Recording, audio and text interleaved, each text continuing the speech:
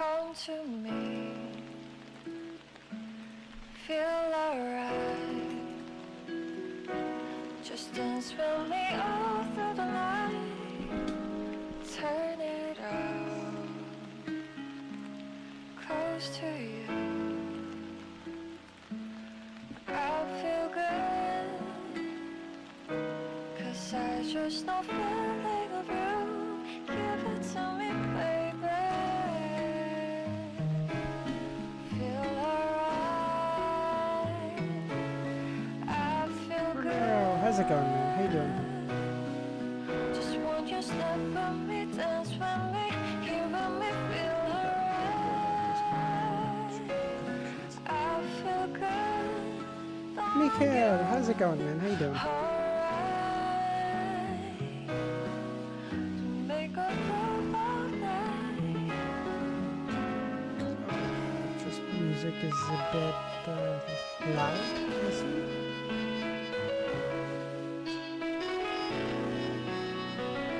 Oh, I know why. The music is very loud. Okay, that should be good now.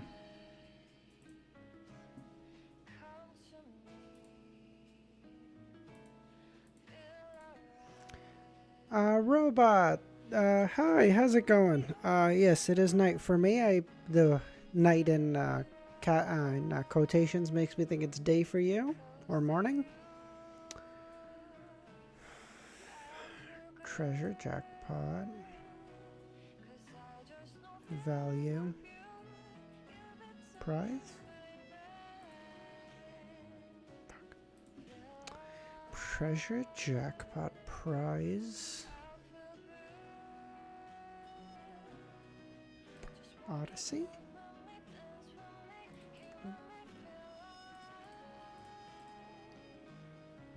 Is the music now okay now, Romero? Alright. I'm normally live a little bit before the scheduled time, but I've been editing the same video for the past for the past 4 hours, so I'm just so tired. I didn't even realize what time it was until I was like, oh, fuck. Almost have it done. Hopefully it'll probably go up tomorrow, but a little bit later than regular time, I guess. Esteem. Value. Esteem. Prize treasure. Nice. Quest, Odyssey, Voyage, Journey. Nice, Romero. You were so tired that you mixed up I mixed up 4 hours because so I've been working on the video for 4 hours, but I generally go like 15 minutes before the scheduled time, so I messed those two numbers up in my head. That's so yeah, reading 9 chapters is gonna be very fun. Hope you guys are locked in for that.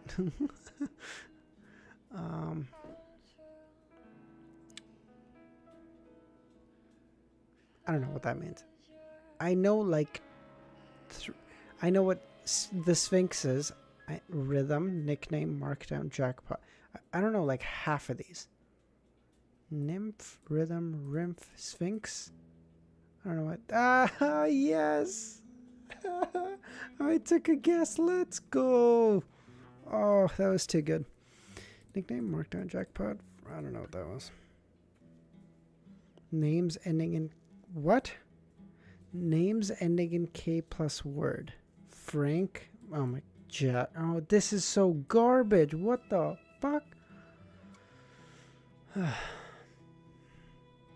Okay. Oh, I don't even have that.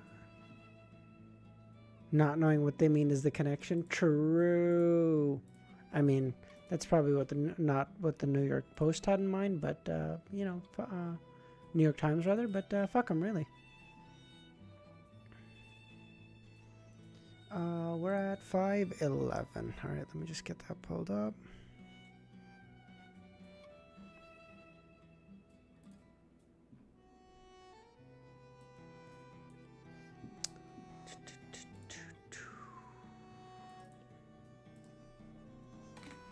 Snitch Halo. Who's the snitch? Oh, we were about to have a fight with the bishop. Okay, dope. Okay, I remember where we are now. That's good. Yeah, that one, today's was not great. There was only 2 of them that even kind of made sense for me. And that's never good. Okay. Whoosh. A strong gale blew out from Bishop Millet's body, lifting him from his dark blue robes.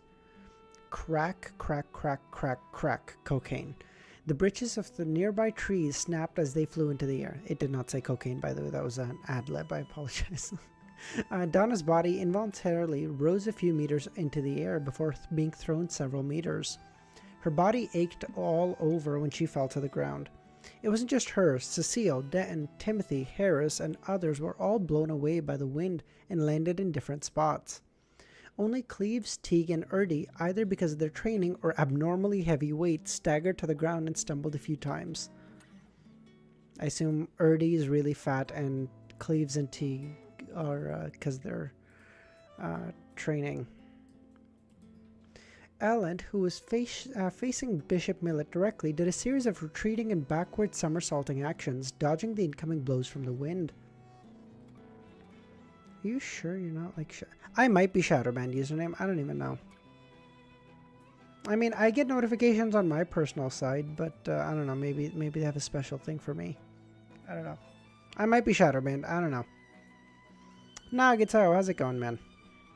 Klein and Danitz didn't attempt to resist it head-on. Instead, they flew backwards like kites. Although they looked like they were about to collapse to the ground, they ultimately managed to keep their balance. As soon as the hurricane stopped, 6 figures emerged from the dispersing fog. They were all wearing black coats and were headless. Left with only bleeding necks, their hoods were supported by the eddies of the hurricane. I didn't even get YouTube streamer notifications. I hate to ask the obvious, but do you guys have notifications set activated? Me and Milosh are writing a novel for a competition. For the same competition?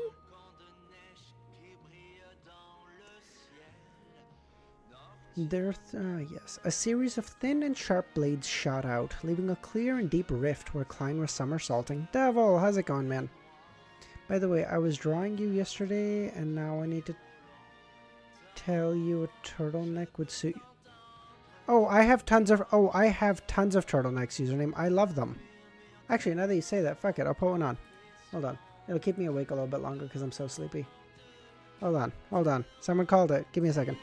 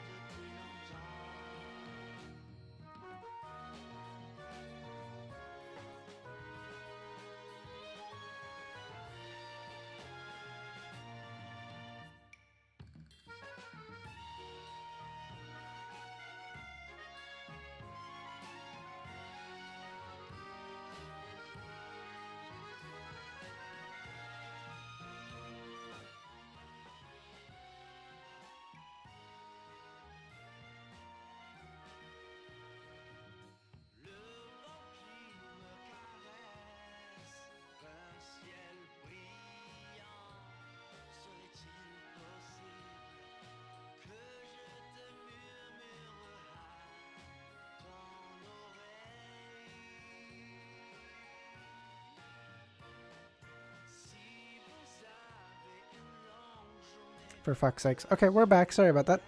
Okay, we're back. All right. You guys are writing it together now. So that's awesome. Okay, that's dope.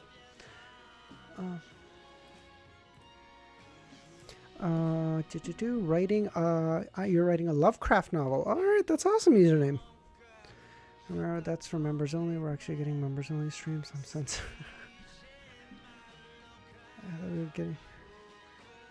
Yes, that'll be a members only section, Romero. Stay tuned after this stream ends. You get a special notification for another one. But that's of course going to be on OnlyFans. Yes. What? Okay. Okay. From both sides of the lantern, wielding Bishop Millet, whose dark blue bishop robe had flared up slightly, 6 headless men rushed at Klein, Ellen, and the others, stomping on the ground until it trembled. Does it suit me like you imagined, username, or what? One headless monster is already hard enough to deal with, but now there's 6 of them, and there's even a bishop who's obviously corrupted. When Blazing Danet saw this scene, he couldn't help but feel his scalp tingle. How much is the OnlyFans sub? We'll talk about it. At this moment, a bronze beam streaked past his eyes and shot into the distance. We got a bit of world building and story. The doc will be ready tomorrow. You want to take a look? Oh, yeah, hell yeah. That sounds good, Nagito. I can try to give you guys some pointers if you guys are up for it. Azek's copper whistle dropped to the ground and bounced a few times. With a whoosh, the 6 headless men changed directions at the same time, rushing towards the location of Azek's whistle. Leaving Bishop Millet standing alone in his original spot, Klein seized the opportunity, lifted his left hand, tearing off the sun brooch inside his coat, and threw it to Captain Ellen, who was closest to him, and shouted, "Inject your spirituality. 5 seconds. Holy water." After saying this, he ignored his silk top hat that had been blown away. Instead, he bent his body, dashing towards the bishop in a zigzag manner. One after another, wind blades were shot out in close succession, all of them aimed at Klein. In a flash, the ground showed signs of being cut and slashed. Klein either somersaulted, lunging forward, or jumped by supporting his body with his hands to avoid the first round of fire. The dark red light in the bishop's eyes grew brighter as he raised his hands. At this moment, the wind blades inundated him like a machine gun. Klein only had enough time to dodge half of it before his body was torn apart, turning into thin and light shreds of paper that flew into the air. Klein appeared in another direction and continued to charge at the bishop, trying to close the distance between them to an effective distance. Part 3 area of Wukong is my least... What's part 3? Chapter 3 Wukong... Oh, the ice one. The ice one I didn't like very much either. Although the first, like, as soon as you enter, the fucking dragon boss is so cool. I really enjoyed that one because I thought it just visually that was dope as fuck. But after that, yeah, it gets kind of boring. I agree.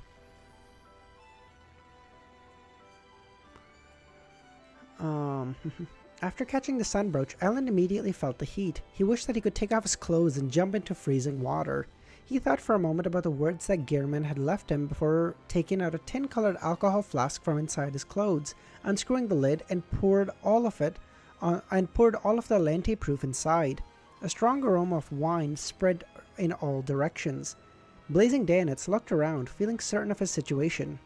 With a grimace, he genuflected. What is genuflected? What is this word?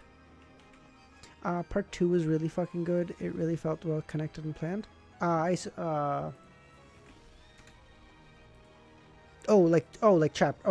2. Yeah, I agree. Chapter 2 was really, really good. I think the one after this is also cool. Like, if you genuflected, lowering one's body briefly by bending one knee to the ground. I see. Okay.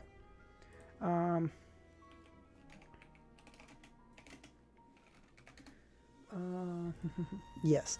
Chapter genuflecting is kneeling. Thank you, guys. How the fuck do both of you just know that offhand? Thank you. Chapter 4 is also really good, provided that you don't like that you're okay with spiders and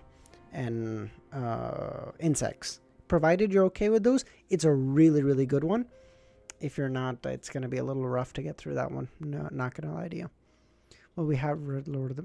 Well, yeah, but that doesn't mean you remember all the words offhand. That's just, I mean, that's good for you guys. Like, there's tons of words I read, and then I'm like, fuck, I don't know what that means. I look it up, and then, like, it comes up 200 chapters later, and I'm like, bleh. 2 scarlet fire serpents appeared out of thin air, clinging to the ground as they spread towards Azek's copper whistle, and created 4 burning walls of fire. I really think he's a pyromancer, because everything around him has to do with fire. I feel like he's a pyromancer. That's a word very frequently used. Really? Fair enough. A controversial question. Which will turn Klein on more? Primordial Demoness Leonard Money. Money.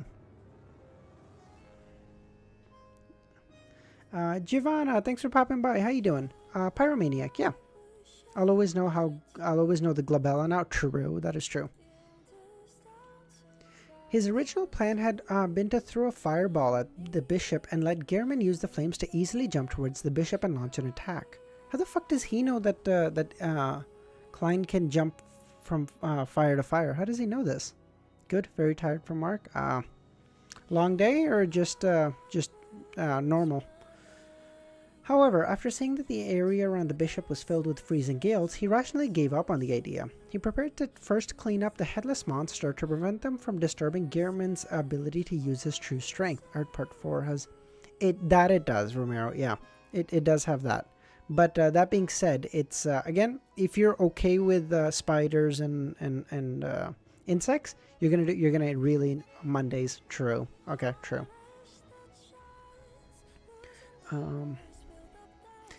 Cleves, Cecile, Teague, and Harris already stood up again and drew their guns. They surrounded Erdy, Donna, and Timothy in the middle, guarding them against any monsters.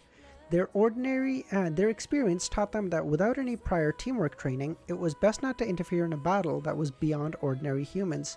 Chat doesn't appear on stream? What? There we go. Sorry. Thank you, Nagato. Danitz tried to burn a headless monster. Gehrman oh, I see. Thank you, robot. The 6 headless men, oblivious to the burning flames, burst through the scarlet walls of fire and began to pounce on Azek's whistle like ravenous dogs. This gave Ellen time to inject his spirituality into the sun brooch with composure. After the holy water condensed, he dripped them into the alcohol flask. I fucking hated the part in part 3 where he was in prison? What? Chapter 3, Wukong. Oh, yes, you're right. Yes, you're right. That is dog shit. If your mic was moved a few inches to our right, it would blend into Klein's hat perfectly. Oh, true. Actually, true.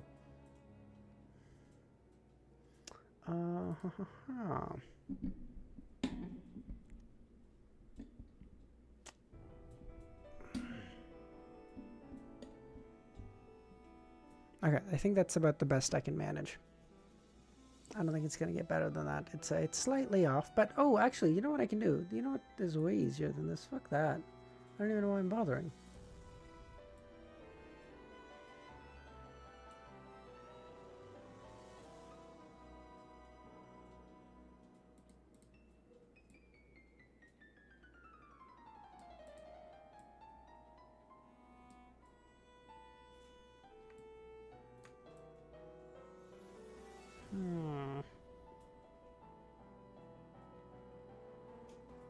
No, that doesn't work. Okay.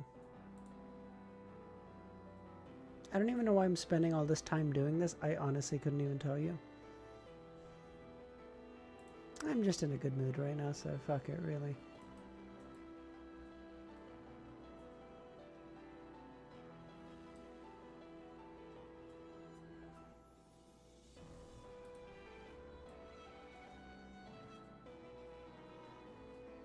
That looks really good, I think.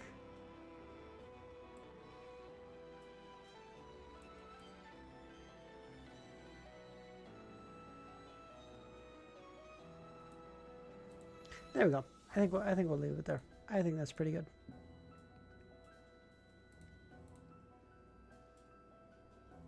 Was that a childish thing to spend 3 minutes doing on live? Probably, but I'm a fucking child, so who is this news to? Okay. Okay. Yes. His original plan had been to throw... No, already read that. Seeing the headless people in a frenzied bunch, Danitz's heart skipped a beat. He bent down halfway with a flushed face, condensed a scorching white flaming spear into his right hand. See, everything is fire-based. Pyromancer makes sense. That's Klein.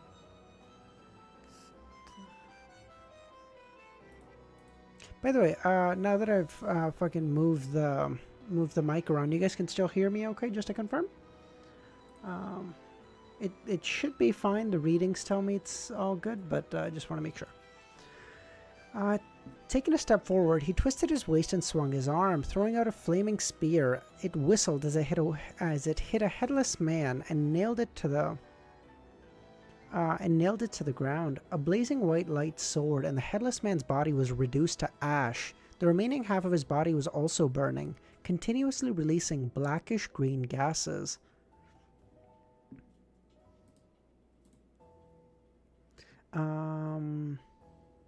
That's sensational. Klein's hat has evolved to a half-top hat to a half stovepipe. Yeah, bros. Arguments always end with, however, your Ramiro. I don't know. Okay, listen. I'll see your. Thank you.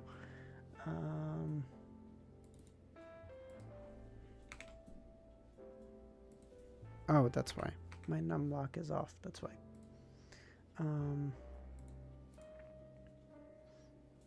This is what I sent? Yes. Okay.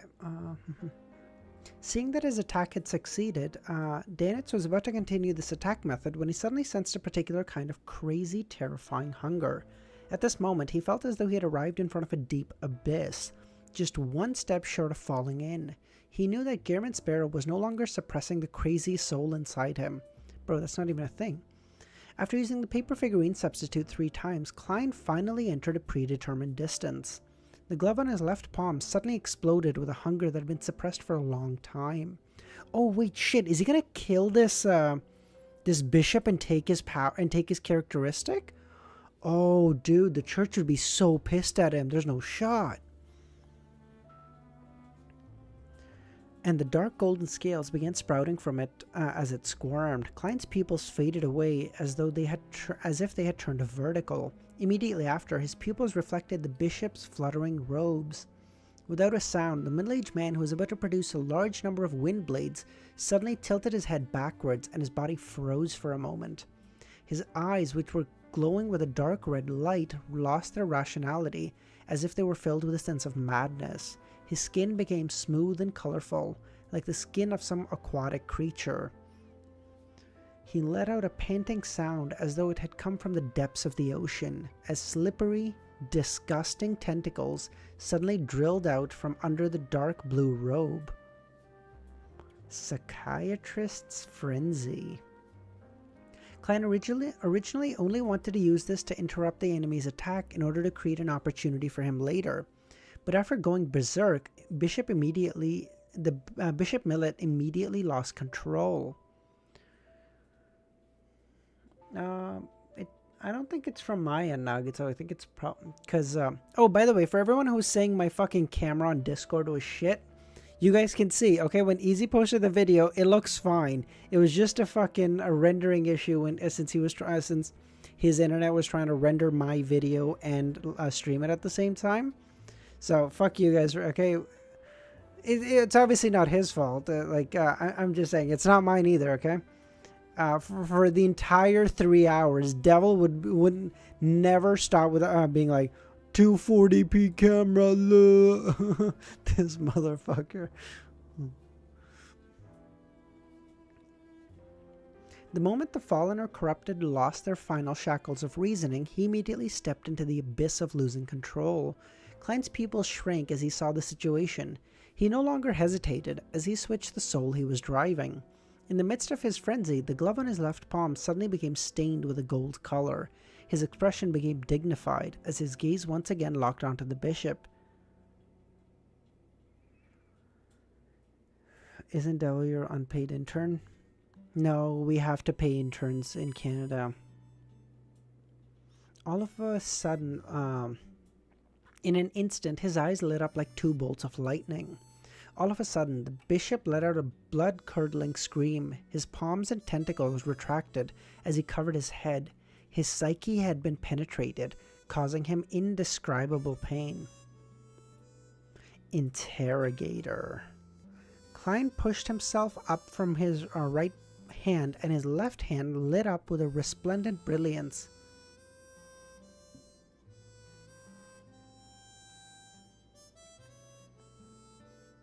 Oh wait, oh my god. No, oh wait. Kami's gonna be so ticked. I'm not using I'm not using fight music. Hold on. Kami's gonna be so ticked. Fuck, hold on.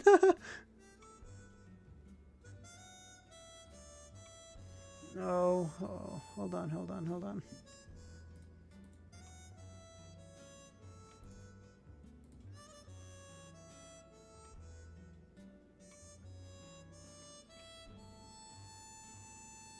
Okay, I'm just gonna use walls closing in for now. I will have to figure out some new music. Apparently, if I use the regular Bloodborne OST, it should be fine. I can try to find it in a second. Okay. Right on the heels of that, he leaned back and opened his arms as if to embrace the sun. A thick and blazing brilliance descended from the sky, landing on the Bishop Millet and enveloping him in it. The surrounding changed as though it was daytime. The strong gales came to an abrupt halt. Sequence 5. Priest of Light. Skyrim fight music. Oh, true. I could just use Skyrim music.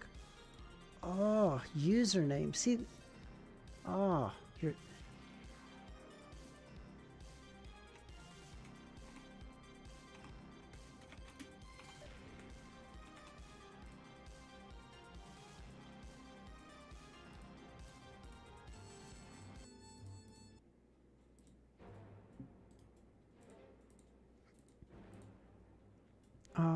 Priest of Light. Do I have... I feel like I should have this in my notes, but I'm just going to confirm anyway. Give me a second.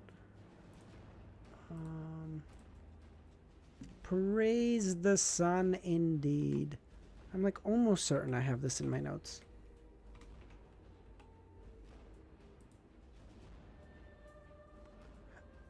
Priest of Light. Sequence 5. Oh, okay, so I knew that I knew this name. I just didn't know that it was sequence 5. Okay, there we go. Yay.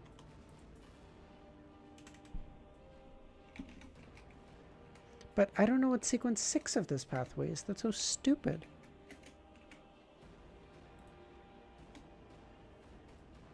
Oh, wait. Okay, so I know Notary is 6 then. Oh, hold on. Oh, okay, that clears that up too.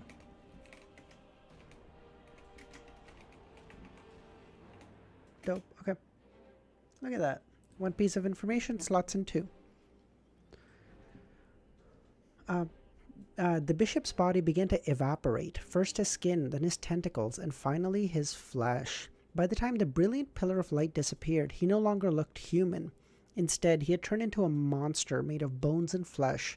Whatever was left of his aura was rather weak. However, he wasn't dead. The vitality of a rampager was stronger than ever before. Are you telling me this fucking bishop is only a sequence 8? Is this true? That'd be cocked. You get to be a bishop at sequence 8? I would assume like bishop would have to be as strong as a captain at least at a sequence 7. Ugh. Klein's expression didn't change. He took a few steps forward and rushed to the battered body of the bishop. He genuflected, leaned forward, and pressed his palm against his flesh. He stopped using the power of the Priest of Light because he wanted to leave some food for creeping hunger. A small crack silently appeared in the palm region of the glove as 2 rows of illusory white and eerie teeth grew out from it as it madly devoured any flesh, bones, and spirituality. However, Bishop Millet continued struggling. He steadied his flesh and grew new tentacles, trying to entangle Klein and pull him into his embrace. Klein threw his cane, pulled out his revolver, and fired 5 shots in quick succession at the monster. Bullets ranging from pale gold, brass, silver struck the bishop, igniting patches of different colored flames. Bishop Millet let out another blood-curdling screech. How many fucking blood-curdling screeches has this motherfucker done? This is crazy. One that came from the soul. He finally wasn't able to resist creeping hunger. Even his flesh and soul were transformed into a torrent that poured into the insatiable mouth.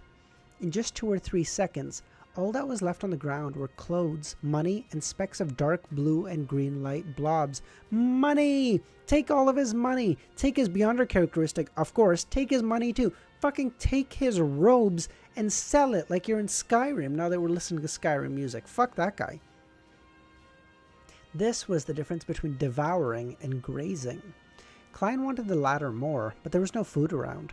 Meanwhile, Captain Elland had already created 2 rounds of holy water inside the alcohol flask. Danitz hurriedly shouted at him, "Throw it over." Without hesitation, Elland threw the alcohol flask towards the headless men who were still vying for the copper whistle. Danitz cleared his throat and stood up straight. He leisurely inserted his left palm into his pocket and pushed forward with his right hand, quickly forming many scarlet fire ravens around him. These half-illusory fire ravens flapped their wings and flew out, following different trajectories of attack. At the same time, they collided with the alcohol flask, which happened to be right on top of the group of headless people. Wait, sorry, quick question. So when Klein says this was the difference between devouring and grazing, so from what I understand, grazing is when you take the powers of the Beyonder, right? And what it just described right now is devouring. So is devouring just he ate it and then he can manifest his Beyonder characteristic in the future? Is that all that is? Or does that mean something else? Is Klein basically just holding on to his Beyonder characteristic so because he doesn't want to steal in front of people because it kind of looks bad, basically? Grazing power, devouring, feeding the glove. Okay. Grazing is stealing. Devouring is just feeding the glove. So what happens? So what happens to the character? Am I right in that Klein can in the future manifest the characteristic, or what happens to the characteristic? Does it just form right here then? Creeping hunger needs to devour one per... Right. Oh, right. Nom nom nom. Okay. Okay, Giovanna. Thank you for that. And the characteristic are just formed. Oh, so they're formed right here?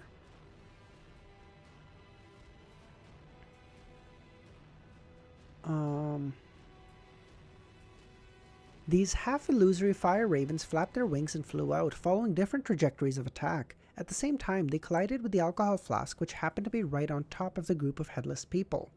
The alcohol flask shattered as the sun-holy water splattered everywhere. The remaining headless people were all drenched as they screamed and twitched in pain before falling to the ground. Form there left...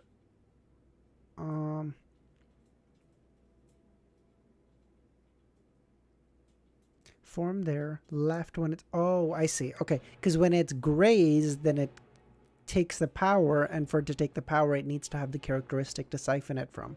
I see. But since he devoured it, the characteristic will form where he killed him. Okay.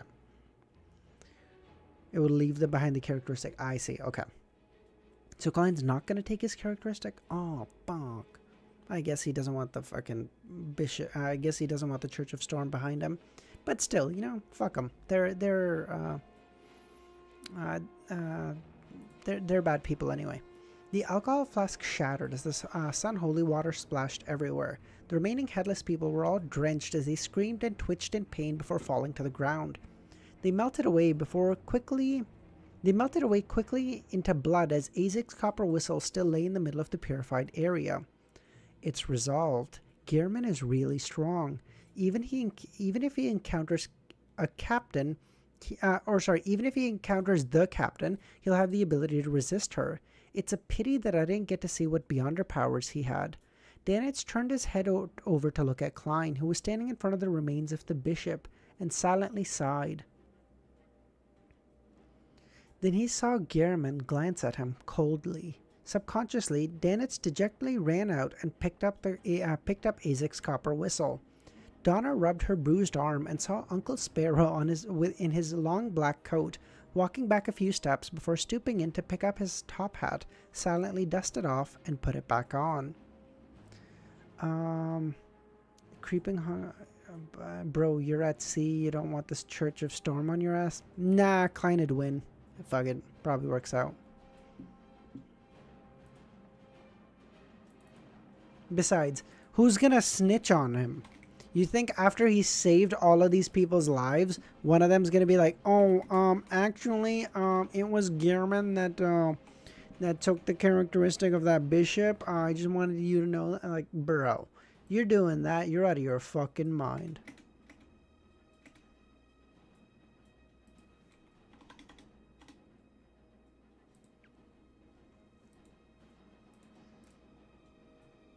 Bro is fetching Klein his stuff. A real... Well, dude, Romero, he just washed his clothes in like 2 chapters ago. We can't really say that fetching his stuff is somehow worse, right? Bruh, I decreased the quality to 144. Nagato, just try, if you can, just try resetting your router. That might just do it. After Klein retrieved his hat, Bishop Millet's Beyonder characteristic had already been fully condensed. It was only the size of a thumb and was translucent and light blue in color. However, from time to time, green streaks would appear like a tidal wave that approached a black hue. Opening the revolver cylinder, Klein shook it, dropping the empty shells that were either gold, silver, or brass in color to the ground. Then he calmly took out a speed loader he had prepared earlier and loaded other Beyonder rounds into his gun. After doing all this, he put away his revolver, bent over to pick up the bishop's characteristic, and stuffed it into his pocket without paying too much attention. Oh my god, he just took it. He's like, "Oh, what the fuck are you guys gonna do about it? Let's go. Klein's my fucking goat." Klein picked up his cane and turned towards the group after taking a few steps. He pulled out a paper figurine and flicked it as if lashing a whip.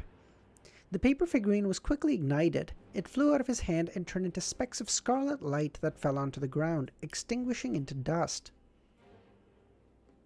Why the fuck did he even do that? What? Why did he just waste a paper figurine? What am I missing? How cool. Denton forgot the pain from his fall and stared intently.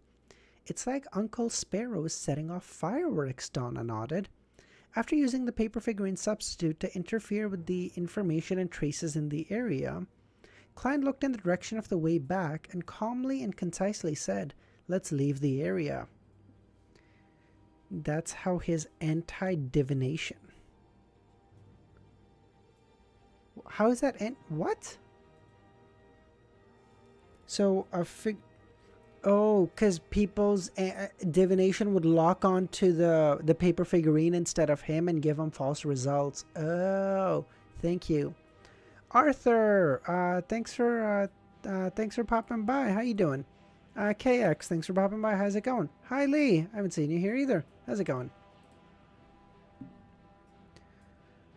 After using the paper figurine, sorry, already read that. With that, he turned around and walked at a leisurely pace. He took out the sun brooch and Asics copper whistle from Elend and Dan it separately.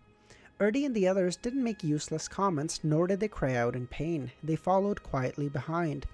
Magicians are good at anti-divination? Is that true? I thought it was just a result of Klein's Klein getting some powers of the gray fog in the real world now too. Oh, that is true. Rosego could interfere. I think it has to do with the paper figurines being in the store. That's what I thought too, KX. Remember how Rosego could interfere? Yeah, Rosego could. But then maybe that's something a marionettist can do and not a thing. And not a magician or faceless. But either way, I do get your point. And what Giovanna said also does make sense, that being a seer, they do... previously having been a seer, they understand the limits of divination. That also is a good point too. That is an ability they have? Oh, okay, never mind. In the battle just now, they had fully witnessed the uniqueness of Beyonders, especially Danitz's flaming powers. It was the most eye-catching and obvious. It left them with a deep impression, making them fully realize that this wasn't something ordinary people could interfere with. All they could do was abide by the instructions and follow closely. Wasn't Rosego interfering because he was a higher sequence? I don't. Yeah, I don't know either. I don't remember KX. I know he was messing with his divination, but I don't know through what. Rosego was a marionetta. Sequence 5, Giovanna. Only proving the fraud allegations even more. Compared to Danitz, the battle between Klein and the bishop mainly involved invisible wind blades and the truly intangible psyche domain. Other than the holy attacks that seemed to descend from the gods and the frightening sight of the bishop's loss of control, the entire battle seemed calm, so it didn't deliver a shock to the onlookers. See, people don't understand this, but that means Klein is so much better than fucking Danitz. Obviously we know this, but like from the ordinary people's mind, they're like, oh my god, Danitz's powers were so flashy. Like we saw pillars of fire. Like, bro, that guy just took on a bishop and nothing seemed like wild. It was just, everything seemed calm. That means he was just piecing up this bishop, bro. This bishop can catch these hands. The gods can deal with Klein himself, brother. Let's go.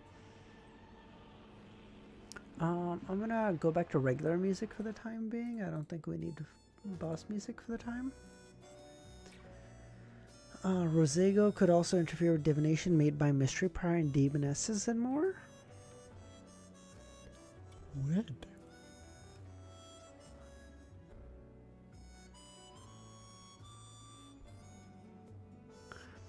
Seer pathways be like, don't bring attention to yourself directly unless you're clowning.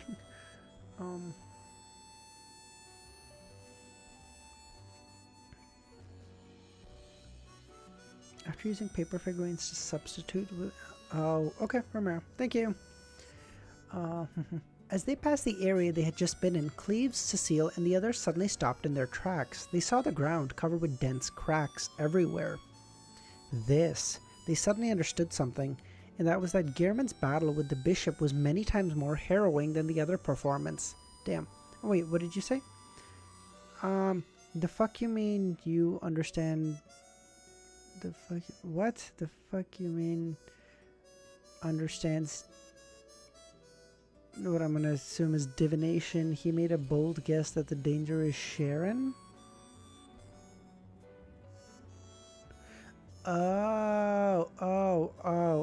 Sorry.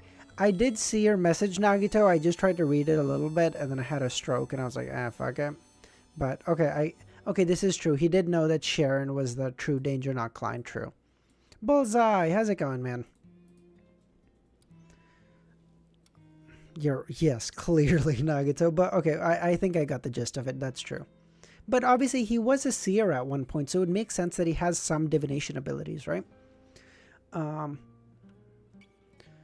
A sense of horror and security arose at the same time as all of them quickened their pace. 20 or 30 seconds later, Klein stopped on the street outside the telegraph office. He said to the captain in a deadpan manner, "Do you want to send a telegram?"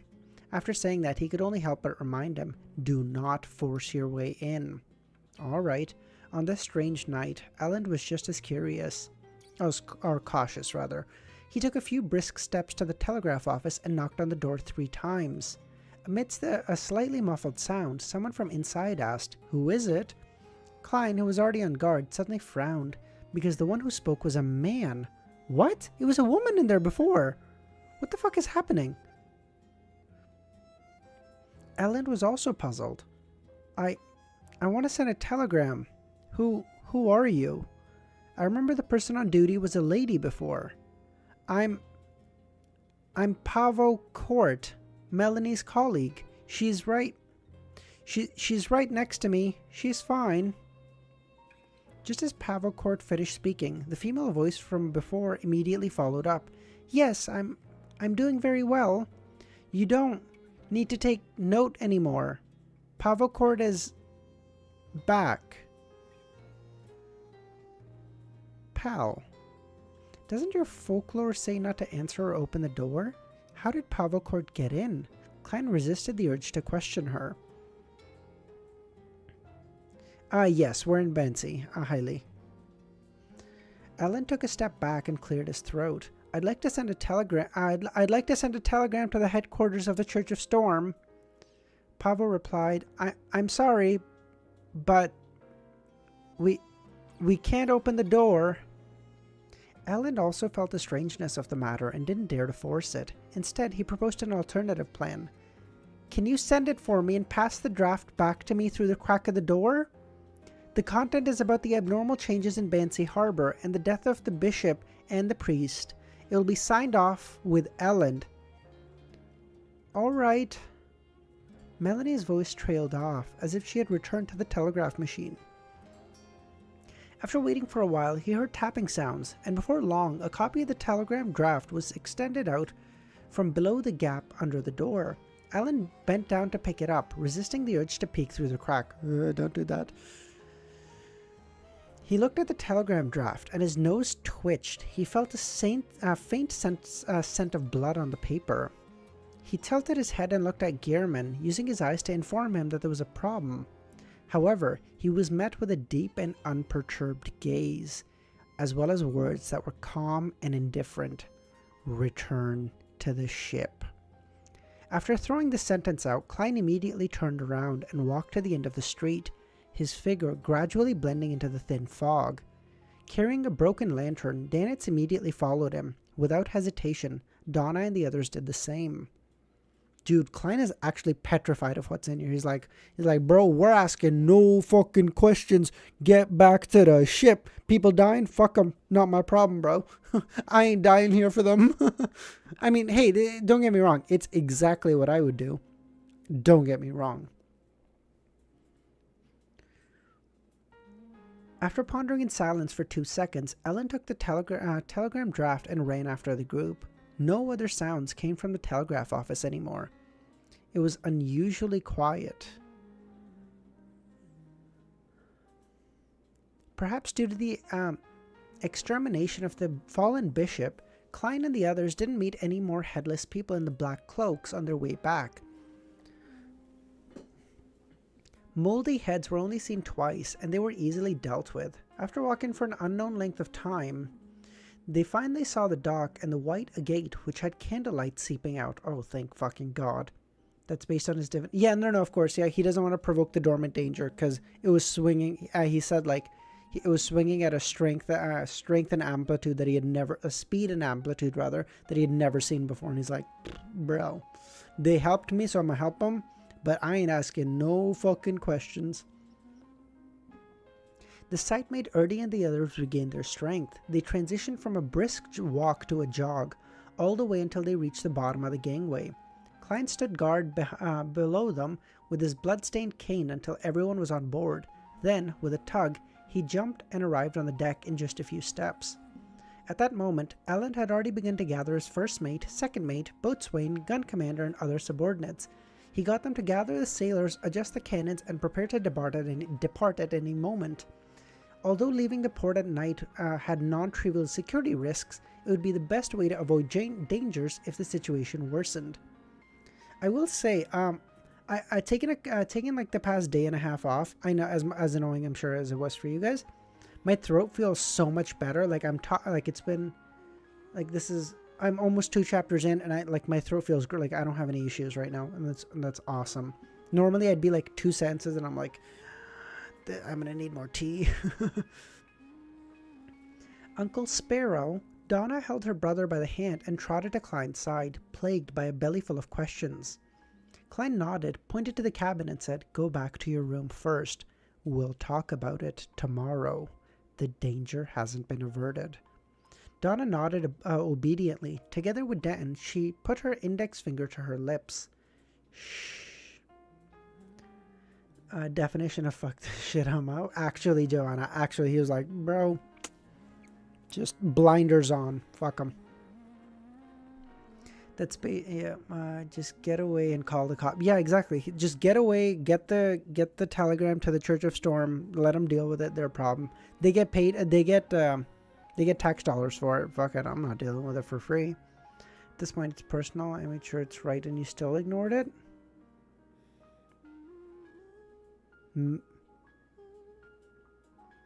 Making a move. I don't know what that's referencing, Nuggets. What move? What? Security risk my ass. Get away from that. Yeah, dude. Fuck that. After the Branch family and the Timothy family entered the cabin, Klein walked over to Elend, took out Bishop Millet's Beyonder characteristic, and threw it to him. If there are still any Punishers alive, return this item to them. I ran out of letters. What? What? How is this on me? I don't understand. Oh, I see. No, I mean, when he sensed danger and saw that Sharon is a sequence 5, he immediately thought that she's the danger.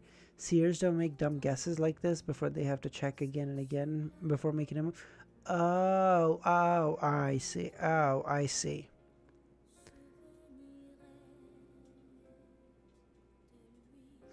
Oh, I see. Okay, so like, so that he wasn't very good at divination because he just never performed one. He was just going off of instinct because yeah, but that also makes sense, right? He never thought about doing a divination because in his mind, he's going after a sequence. Was Klein a magician at that point, or was he still a clown? Let's say magician. Let's say he was a magician. I don't even know if he was, but let's say he was. Like,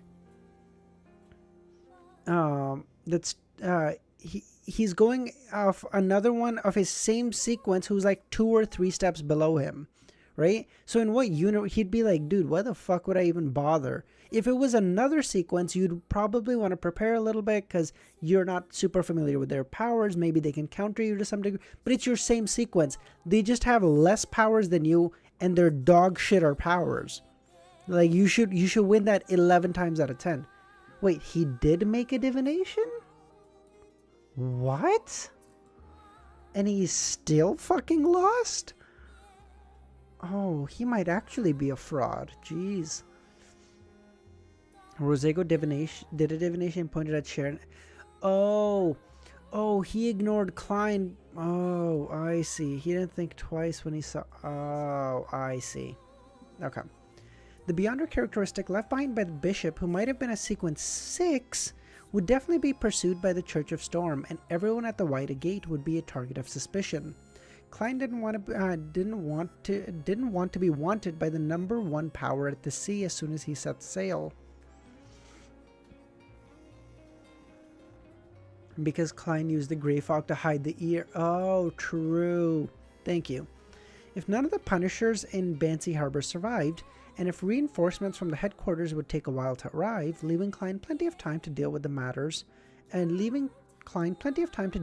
and leave, then he would surely be reluctant to return it and would find a reason to get it back. Ellen caught the thumb-sized object, glancing at it doubtfully. He didn't ask what it could be used for and chuckled. Don't worry about the Church of Storm's investigation. I'll hint to them that you're with me. So I'll be considered a member of MI9 by the Church of Storm? Klein nodded without saying anything else. Ellen looked at Danitz and probingly asked, blazing. Danitz chuckled dryly and said, guess. I don't think so then, Ellen replied with a tacit understanding. With the simple matters dealt, Klein returned to the side of the ship and looked at the fog-shrouded Banshee Harbor, preparing against any hidden dangers. Time ticked by, and the peak of the mountain next to the shore lit up once again with the lights of the thunderstorm. Streaks of silver and violent bolts of lightning swept the area without restraint before they gradually calmed down. The fog in Banshee Harbor began to dissipate, and the light of the crimson moon became clearer. It's over? Even after seeing this, Klein didn't dare to completely relax. Half an hour later, 3 men who claimed to be mandated Punishers came to the dock to see Captain Elland. After Gearman Sparrow confirmed it with a divination and a round of questioning, Elland allowed the sailors to board. The 3 Punishers motioned for the surrounding crew to leave, but they lowered their voices and informed the captain of the situation. It's time to leave Yarnum. Oh god, don't even. No, let's stay in Yarnum, Nagato. It's safe here. I mean, Yarnum isn't safe, but it's safer than everywhere else.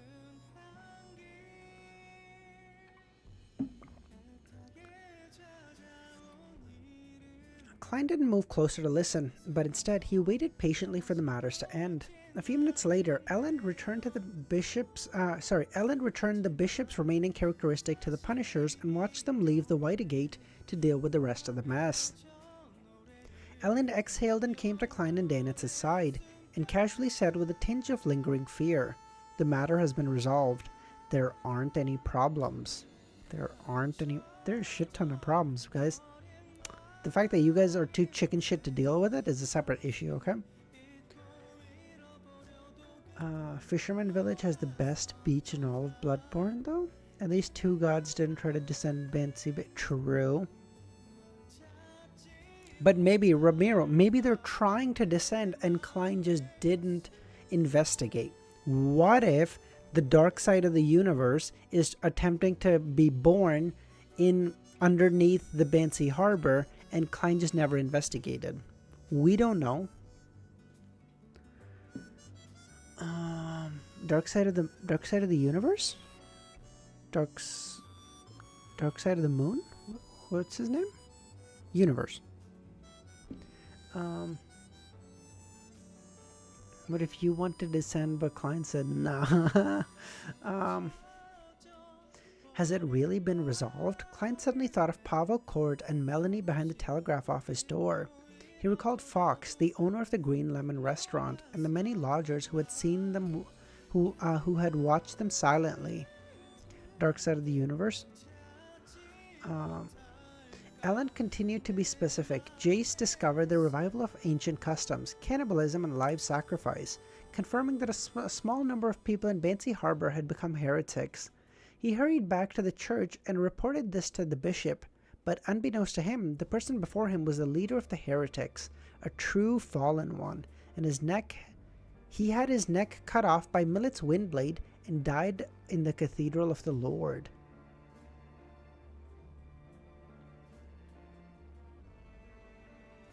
Millet was about to dispose of the body, but he was discovered by the servants. Hence, things spiraled out of control. Oh my god, so what happened to Millet was basically just... if you guys have ever played... oh my god, the Hitman games? Like, you kill someone, you kill them silently without anyone noticing, and then you go to drag the body away so no one discovers it, and as you're dragging the body, someone finds you, so now you have to kill the 2 guards that found you, and then, okay, you put away the first body, and then you're dragging away the other 2 bodies, and someone else finds you, and now you're just shooting everybody in the entire fucking thing, but there was supposed to be a super clean run-through where you're supposed to kill 1 fucking guard. Okay, so okay. You know what? We've all been there. That was dog shit. Also, did you make a different thing while starting the stream since now the word fuck appears? No, I didn't change a fucking thing. Actually, maybe. So last stream I changed the amount of moderation that was being used, and I'm wondering if it's showing up now. It could just be that I changed it midstream last time when we were talking about it, but I'm wondering if it just took a stream for it to actually kick in. So it could just be kicking in because of that. I don't know.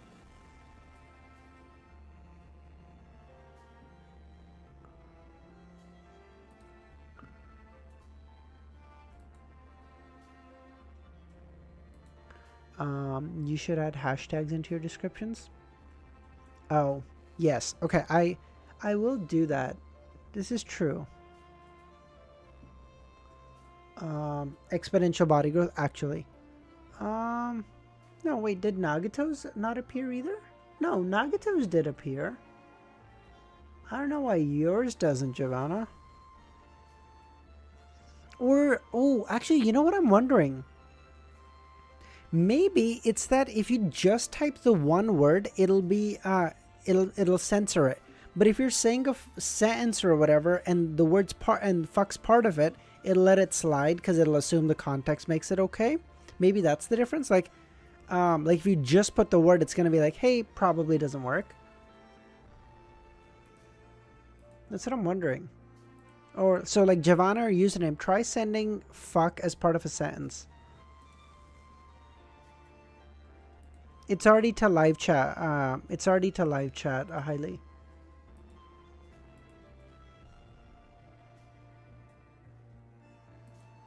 Okay, devil, you don't count. Okay, you're a mod, so you don't count.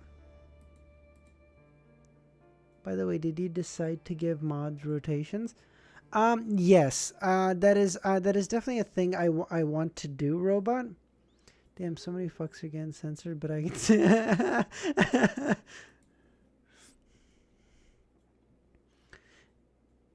Don't do the rotation.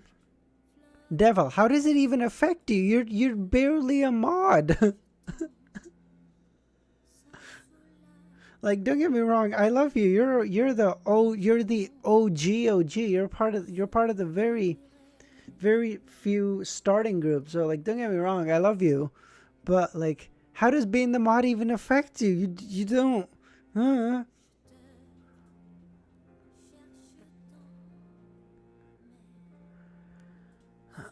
Okay, sorry. Let me finish this chapter. Where the fuck am I? Okay.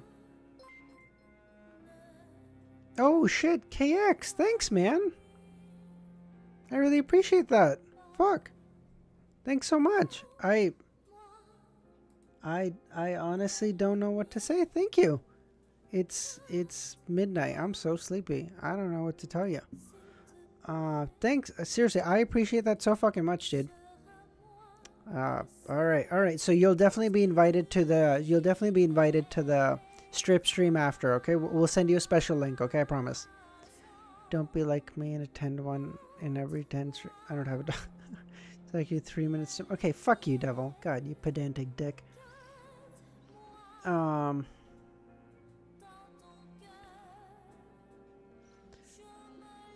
The sugar daddy. Actually, yes. Some of the servants were turned into monsters, while some were led by the priest to hide underground. Without any means to hide himself, Millet quickly left the cathedral, gathered the heretics, and headed for the altar on the mountaintop. The weather changed as a result, and after the Punishers retrieved 3 sealed artifacts, they rushed over and engaged in an intense battle. In the process, Millet was injured and escaped, while the rest of the heretics remained to defend the altar, which was eventually overrun.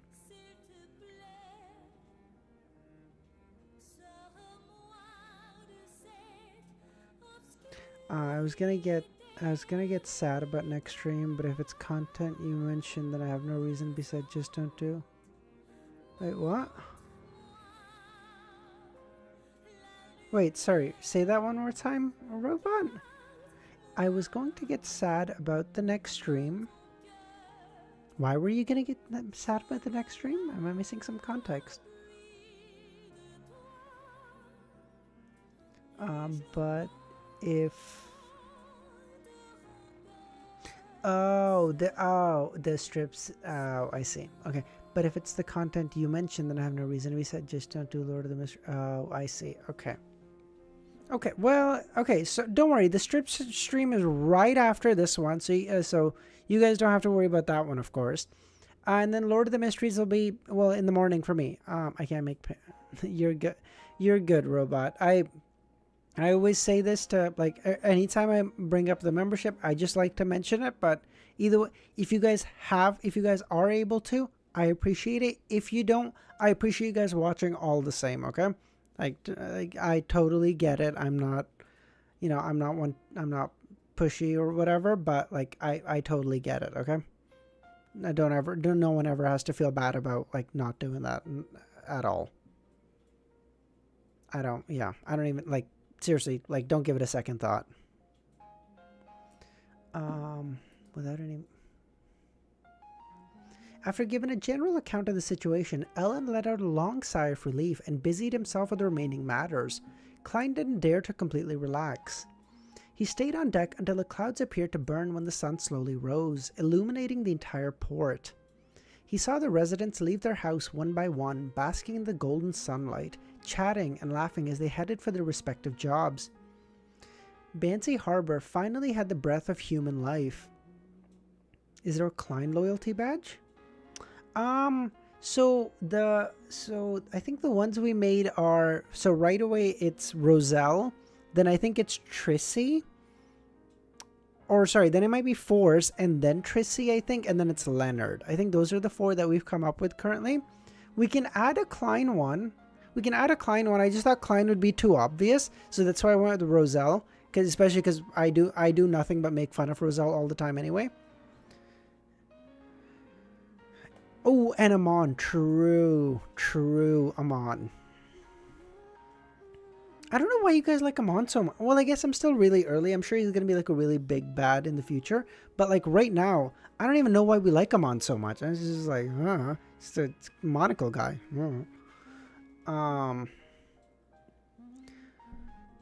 Bancy Harbor finally had the breath of human life again. You truly haven't met... Yeah, no, not yet. I understand that. Like, I understand he might... same thing, like Eridas, for example. Everyone is like, Eridas is the fucking go. And I'm like, it's a fucking mirror, guys. What? Don't get me wrong. Ever since he helped out Klein in helping him see the raid on the Amon... mausoleum, the Amon family mausoleum, I was like, dude, okay, Eridas is actually kind of goated. But like every time Eridas comes up, they're like, let's go, that's my fucking go. I'm like, okay, damn, chill. It's really over. It's Gojover. Klein turned around, slightly puzzled. He had planned to catch up on his sleep, but only after the ship departed. As for Danitz, although he had long been yawning, he remained motionless when he saw Gehrman being motionless. Dude, he's actually so scared. I pronounce it Eridas, but I'm sure there's a lot of ways to pronounce that. On the way to the cabin, Klein met Ellen, who had not slept the entire night. Good morning. We're about to leave the port. There's nothing to worry about, Ellen greeted with a smile.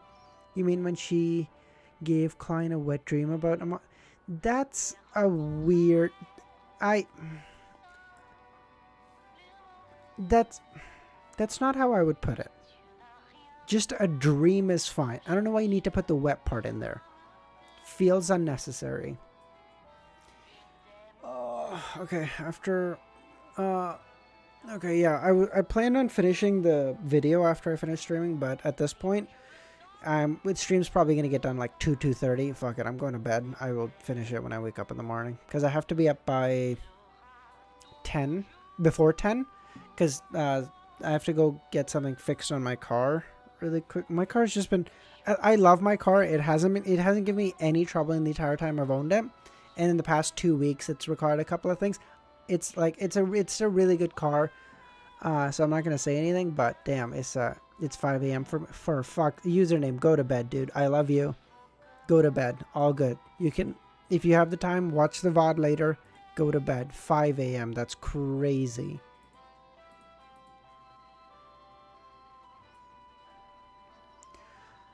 As he spoke, the Whitegate's whistle sounded. Upon hearing the sound, Klein secretly exhaled, deciding to put all of his doubts behind him. He didn't want to think about Bancy Harbor anymore, so he nodded in response. Wait, Ramiro, what time is it for you? Excuse me? No, my sleep schedule's been fucked this week. I'm not sleepy until 8. Jesus Christ, username. What the fuck? Ellen stretched his neck out and commended. Last night, I had a mystical feeling that the old Bincy and modern Bancy Harbor overlapped. Klein had intended to walk past him when he suddenly grasped a word and asked with a grave expression, Bincy? 9:30 a.m.? Still awake? What time did you go to bed, Ramiro? Or last night. I don't know if you slept today. Man, your guys' sleep schedule scares the fuck out of me. West Coast here, so it's only 9. I'm in the same time zone as New York. I think I'm in the same time zone as New York. I always forget. Yeah, I'm in the same time zone as New York, so not quite the East Coast, but basically. I didn't sleep last night. Jesus, USE. Yeah, exactly. Okay, so you're in my time frame then, Mikhail. Mikhail or Mikhail? I don't know if there's much difference. Sleep schedule, never heard of it. Well, now that you're done your exams, you can kind of do whatever now. That's how I get it.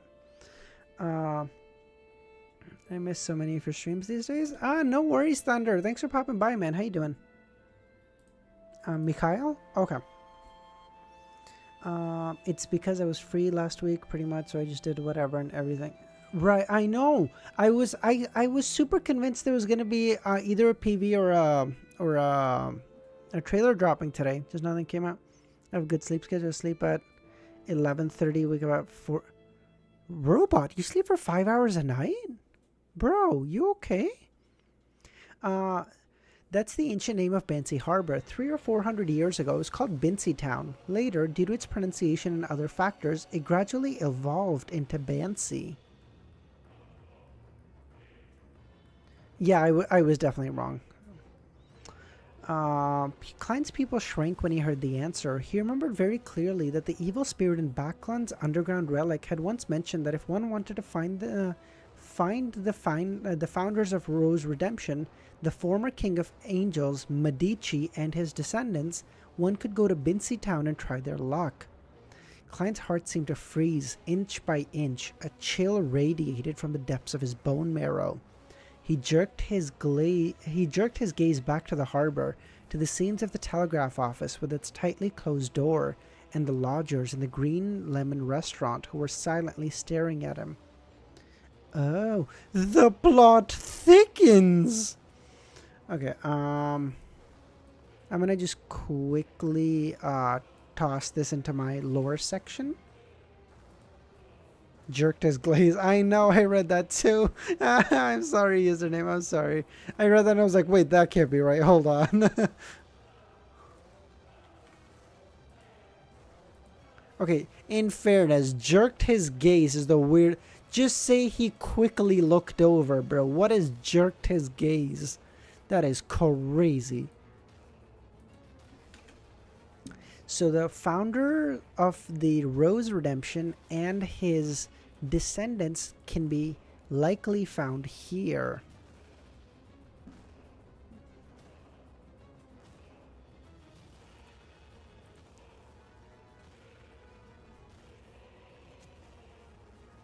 Interesting. Okay. Okay, at the rate that we're going at, we might not get to 519, seriously. So I mean, we'll go for another 2 hours. We'll stop wherever we stop, I guess. I can't go much past 2 o'clock, dude. I'm so sleepy. I woke up at fucking I woke up at 4 a.m. this morning. I don't know. I as much as I like to joke around with you guys, my sleep schedule has been so fucked. Although I will say the turtleneck is helping. I haven't worn a turtleneck in months. I used to love wearing them whenever I went to work. And then sorry, since we were talking about this, I just wanna. Who said I'm not a good? You just. The nerf is crazy. 2 chapters. Oh, that is actually crazy. Fuck, 2 chapters in an hour. Okay, I do 3, so we're down 1. But like, okay, it's not that bad. We've been talking so much. We've been enjoying. And since we were talking about this, the whole I know you said it as a joke username when you were saying like, no, you have to be pushy and stuff for the memberships and stuff. Dude, that was like one thing that Nagito, why you gotta do that, bro? No, this was a thing I had when I was when I first started out at when I changed positions in the bank that I was working. Hold on, give me 1 second. So as a birthday gift, I got myself AirPod Maxes. I fucking love these things. I absolutely adore them. They're so good. The sound quality is so good. Blah blah blah. Right. So I wore them to work one day because I was feeling good. It was like a couple days after my birthday. I had a couple of days off for my birthday. I got these and then I wore them to work the next time I went to work. So it felt so cool. I love the headphones. Whatever. And then I went into work wearing what basically constitutes as like $600 headphones, like unbelievably expensive headphones. Like that is I would never spend that amount of money on my for headphones ever. But it was like my brother and my mom and dad were like, hey, like we want to pitch in for a birthday present. Like, what do you want? and I had to go on a flight a little while after that, and I was like, fuck, like flights always like my. I don't know if you guys have ever been on a flight, your ears tend to like pop because of the air pressure change or whatever, and apparently they say like really good noise canceling headphones can help stop that, and that air pressure change used to give me crazy migraines. So I was like, oh, like maybe I'll go in for those. So like me, my mom, like my mom and dad, my brother and I kind of went like splitsies on them, give or take. And so I went in and I was like, oh, I love these headphones. And then like the first conversation I had to have while I was wearing them, or like after I wore them, was literally, bro's digesting a sequence 6 yapping. Okay, fuck you, Zen. Okay, literally 2 seconds and we're getting right back to reading. It was like, okay, so I wore them, whatever, I put them away, whatever. I start work, and my first meeting was with this 65-year-old, and we were discussing that she didn't have enough money to retire. And as I was having that conversation, it just popped into my head. I was like, dude, I just walked in here wearing like $600 headphones, and I was like, dude, I don't ever want to show up wearing these, because I felt so disgusted with myself. I was like, dude, this is like the most fucked, like out of touch bullshit that I've done in a long time. That was so fucked. So like I can never again, username, I know you said it as a joke or whatever, but like, dude, I have such a hard, because I'm like I've had to have like such hard conversations where I was like, dude, I never ever want to be in a position where I have to, try to push someone to do something or buy something they can't afford. Like because it fucking irritates the shit, because I've been on the other side of so many of those conversations where I'm like trying to walk someone through like financial difficulties and stuff. I'm like, fuck, it irritates the fuck out of me. Wait, those are, yeah, they're like, I don't remember the exact amount, easy, because I got them like years ago, but it was like a crazy amount. AirPods Max.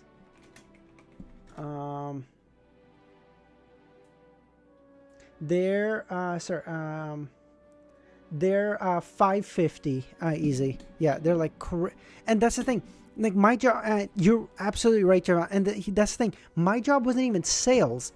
My job was, I was technically like a financial advisor. That wasn't that wasn't my title. I don't want to say exactly what it was, but it's something to that effect. Like I wasn't selling people shit. Okay, I was just giving people advice on their financial goals, whether it was like buying a car.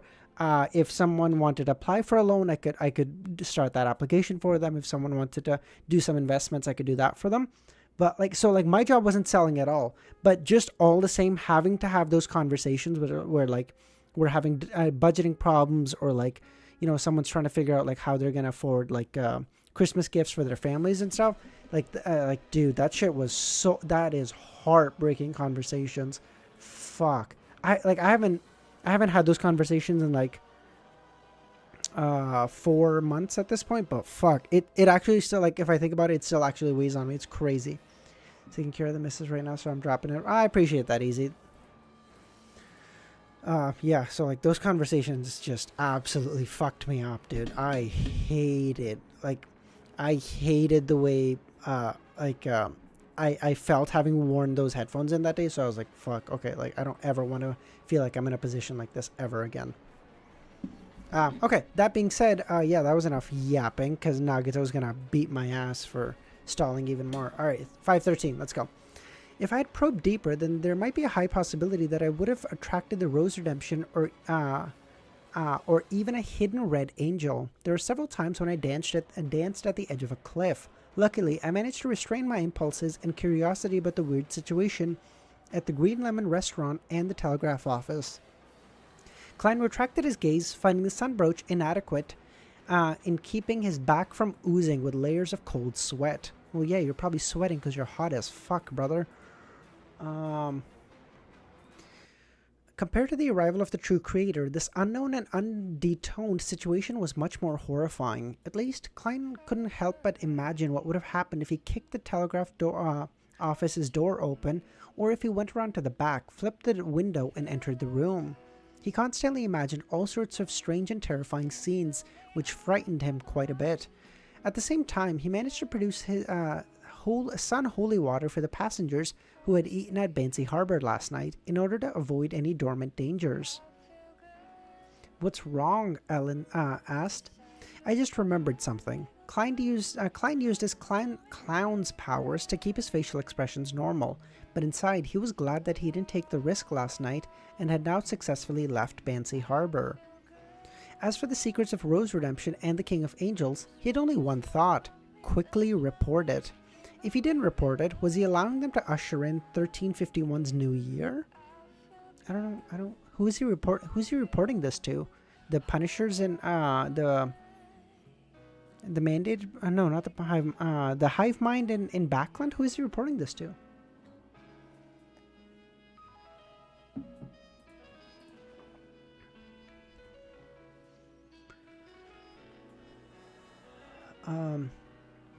If he didn't choose to hide the truth and wait until he had sufficiently high sequence or enough strength to explore and reap the corresponding benefits, then Klein felt he would be very guilty and end up carrying a heavy burden if something happened during that time, causing the danger to be triggered prematurely, or if the remnant heretics would cause the death of one innocent passenger after another.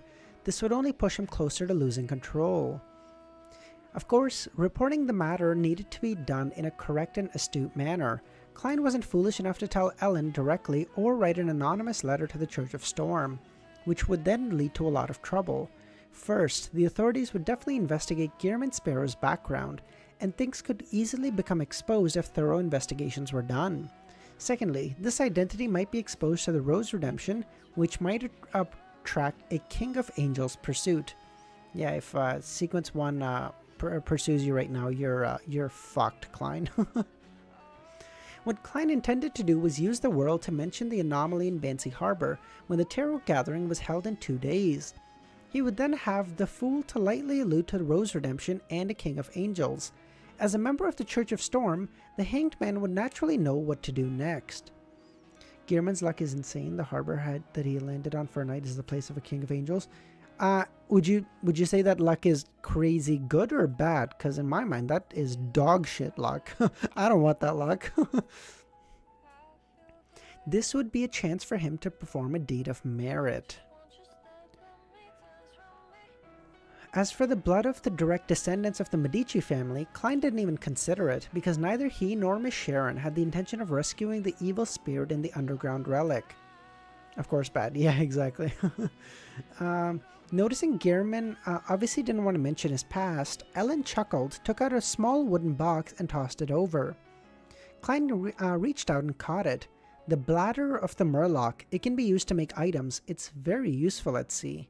Beyond ingredient of a murloc, worth 150 pounds. The captain sure is generous. Klein almost forgot how Gearman should respond. Fortunately, he had a lot of experience in acting, and his face immediately sank and said, "I didn't save you for a reward." Ellen laughed and said, "I'm not giving you this in return for saving me. Aren't we friends now? Isn't it normal to help a friend make up for his shortcomings when he doesn't have such items?" What he said makes sense. There's no way to refute him. Klein held onto the box and remained silent for a few seconds before nodding. Ellen covered his mouth as he yawned and said, "I need to return to my room to catch up on some sleep. See you at noon." Klein waved politely and led Danitz to room 312. Could just be a coincidence. Called a coincidence. Can't. As I'm always reminded, there are no coincidences. So I'm sure the King of Angel will be back eventually, if the Medici family. He saw that Donna and Dan were up early and waiting at the door. "Uncle Sparrow, what's in your hand?" Donna asked curiously. Klein didn't say anything and directly opened the lid. The interior was lined with a layer of black velvet, and sitting in the middle was a round, gem-like transparent object. It had a blue aqueous luster that swirled outwards. That day, the Murloc's bladder, Denton thought for a second. At this moment, at Klein's signal, Danitz opened the door. Donna walked in briskly while stretching out her hand from behind her. She held a thick wad of cash that were mixed in with 10 and 5-pound notes. "My mother, father, Uncle Cleves, and Uncle Timothy asked me to pass this to you. A total of 150 pounds, Donna smiled. They said that this isn't enough to express their gratitude. It's just to replenish the supplies you used. Those things are expensive, right?" True. Oh my god, my go. Let's go. He just made 300 pounds. Yes, we're only at 513s and we're going a little... We're about a chapter behind our normal pace right now, but we're about to turn the fucking jets on, okay?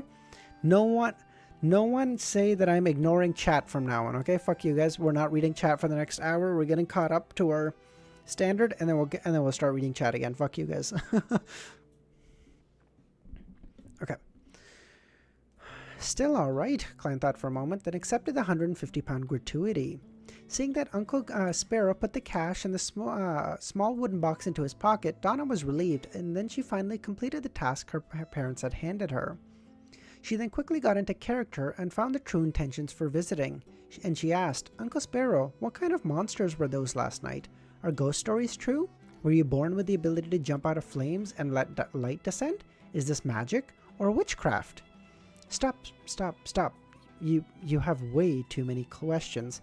Klein, who couldn't stand the heat anymore, took off the sun brooch and threw it onto the desk, and replied, They're called Beyonder powers. Those are obtained through certain rituals and potions. A lot of ghost stories have archetypes, and last night's monsters were created by an evil ritual.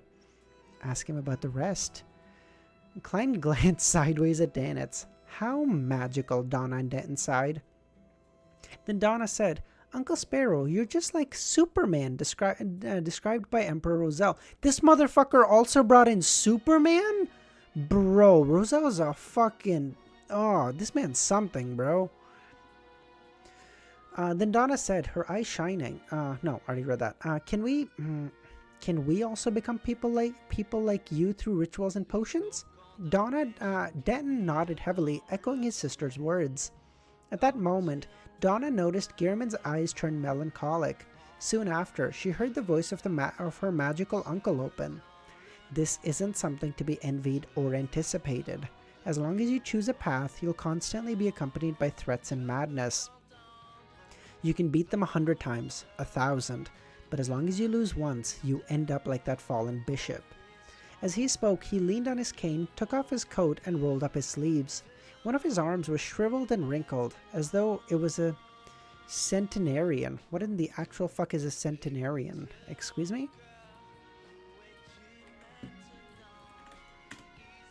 Centenarian, a person who has reached the age of 100. I should have been able to guess that from the core words. I'm not even kidding. My IQ actually drops like 40 points after midnight. This is crazy. The other was translucent and colorless, with a direct view of the blood vessels, muscles, and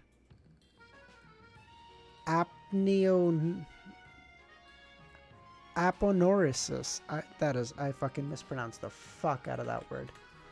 A thin sheath of... yeah, that. Okay, fuck that.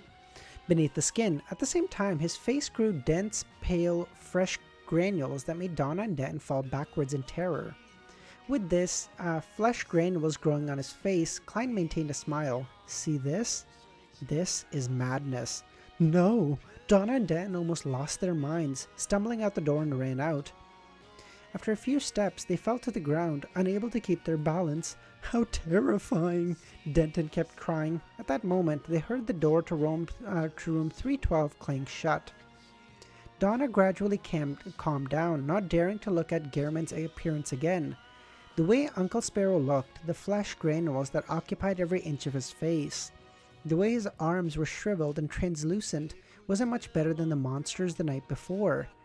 For some reason, she recalled his eyes and the words, "This is madness." Bro, why is he scaring? Like, I get that he wants to steer them away from being Beyonders, but the words would have done it, bro. You're just actually traumatizing these kids.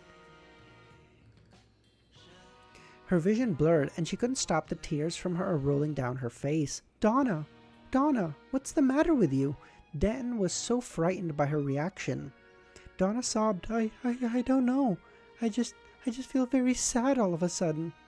Seeing that, Klein had returned to normal, Danitz couldn't help but click his tongue.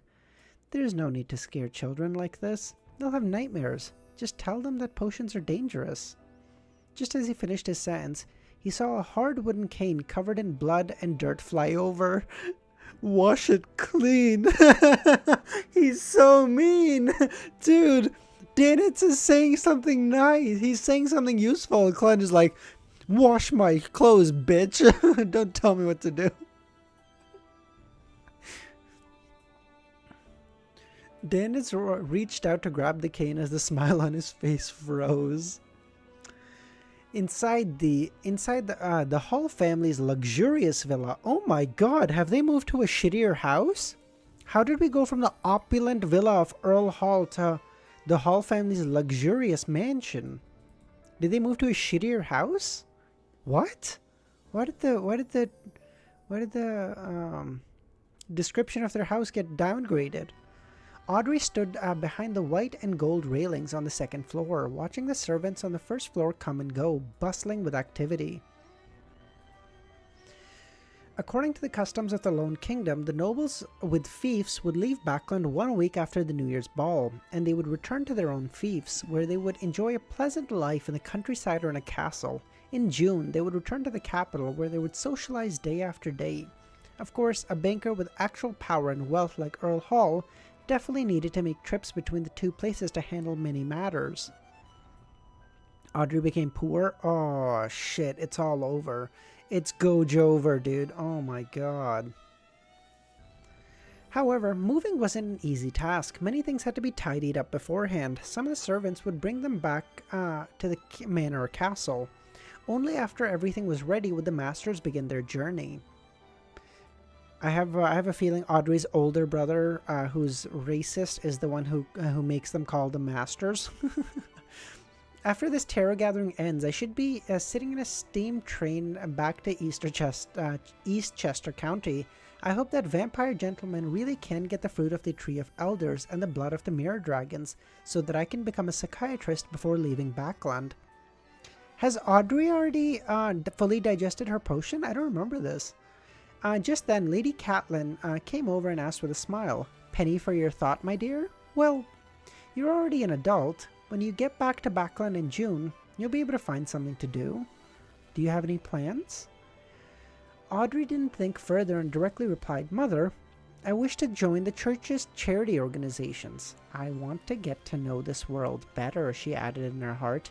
"Good idea," the Countess agreed. After giving her some advice, she walked down to the second floor and began to inspect the affairs of the family. Audrey withdrew her emotions and turned her head to the side. With a faint smile, she said to the large golden retriever that was sitting to her side, "Susie, are you looking forward to it? You can run as much as you want in the green pastures and in the lush woods." She was making fun of Susie because she had only become a gift because she wasn't a qualified foxhound. Susie instinctively wanted to stick her tongue out, but stopped herself like a cultured lady. Even Susie is like, "I'm too cultured for this." Oh, God bless her. She answered without hiding her emotions. "Of course I like to run, but I hate those barbaric fellows." "Are you referring to the foxhound that father and the others rear?" She looked up at the clock wall and saw that it was almost time for the tarot gathering. She fully digested the telepathist. Fantastic. Thank you, Romero. Okay. 5:14. Okay, I don't know how long that chapter took, but I felt like that was fast as fuck, boy. We should actually have some Roselle notes here too, so we should hopefully get some lore based. Above the endless gray fog, just as Emlyn, who had arrived here once before, regained his vision, he saw Miss Justice opposite to him, cheerfully greeting, "Good afternoon, Mr. Fool." Audrey greeted everyone, one person at a time, starting with the Fool and ending with the world. This order wasn't according to the seating arrangements, but by the order of the Tarot Club. The Fool was the beginning that contained all possibilities. The world was the end that represented perfect sublimation. This was a little a little OCD on Miss Audrey's part, a mysticism enthusiast. It started to appear with the increasing number of tarot members. "She really is a carefree girl of stately birth," Emlyn said in deep. Emlyn thought. During this process, he caught sight of the sun through the corner of his eye. He couldn't help but think of the recent days when he had been studying the detailed history of the Sanguine at the home of Baron Waymondy. Shut the fuck up, 3 chapters in 1.5 hours? Okay, bro. Okay. I'm gonna beat Nagito's ass if he keeps talking like this motherfucker. There are a lot of details that I don't know about. There are indeed differences between professional researchers and amateur enthusiasts, but from this week onwards, I, Emlyn White, would be a professional researcher. Baron Waymondy has never mentioned things related to the City of Silver, so I can't ask him directly. As for the secret messiah of the Sanguine who is buried with secrets, I have to be careful with such matters. Attending classes for half a day and going to the cathedral for half a day before accompanying the dolls at night seems to be a pretty good life. How about you accompany some bitches at night, you fucking loser? Suddenly he frowned and realized a very important question. Why do I still go to the Harvest Church? Yes, as a noble Sanguine, I must put an end to the things I start. There have been a lot of patients recently. Having your reputation spread isn't a good thing. Emlyn's brow gradually relaxed in a softer frown. He saw that Miss Justice had completed her greetings. He then raised his hand to knock on the table and looked at her. The things you need. Audrey pressed her right hand down and made a gesture for him to stop. We'll talk about this during the transaction period. This is Mr. Fool's reading time. Can you determine the inner and outer parts of being a telepathist? Remind me in a little bit, Robot. I'm gonna try to rush past these like next two-ish chapters. This is let's consider me Mr. Fool and this my reading time, and then once we get to the transaction part of the stream, I will answer that happily. But right now I gotta read before Nagito gets on my ass even more. Okay, this motherfucker will not shut the fuck up. As based on the vampire's tone, there must be at least one of the items that he has. Audrey, you're going to be a psychiatrist soon. You're about to become a mid-sequence beyonder. Audrey's mood became even more cheerful. She looked towards the figure amidst the thick fog and said in an uplifted tone, Honorable Mr. Fool, I've gotten another 3 Roselle diary pages. Just short of 4, she pursed her lips. Fours also said, Mr. Fool, I have also gathered 3 new pages. Change music for reading time. This song is too much, I think. Oh, sure. Yeah, no worries. Oh, probably words on top of my words is probably fucking you guys up. Give me a second. I can just add the Skyrim ambience music really quickly.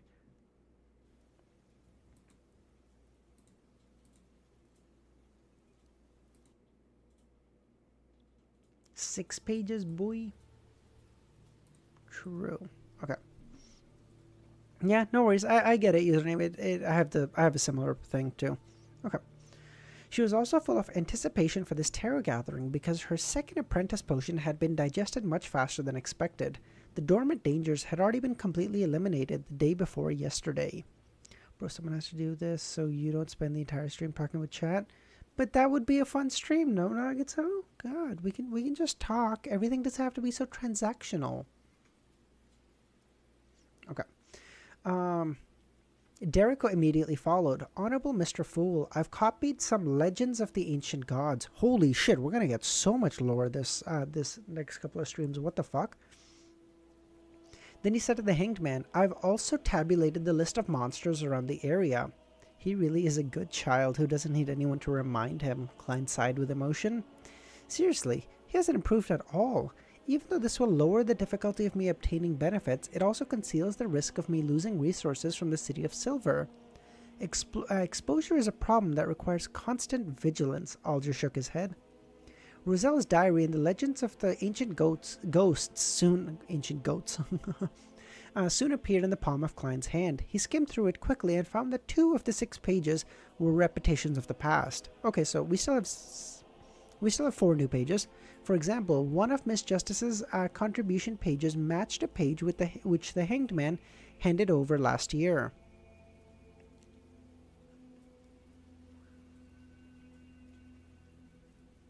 I'm not condoning this, but... Wait.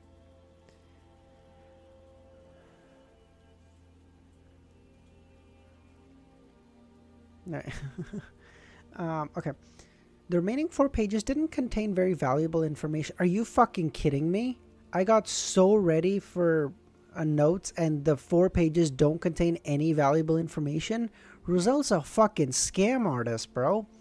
Most of them belong to the period where Roselle had lost his ideals and was obsessed with money. Oh my god, Roselle and Klein are literally the same person. My go. And the text was filled with sentences such as, what did I invent today? What will I invent tomorrow? How many gold coins can it be sold for? How much investment I received? It nearly made Klein lose control of his expression, wishing to smack these diary pages in Roselle's face.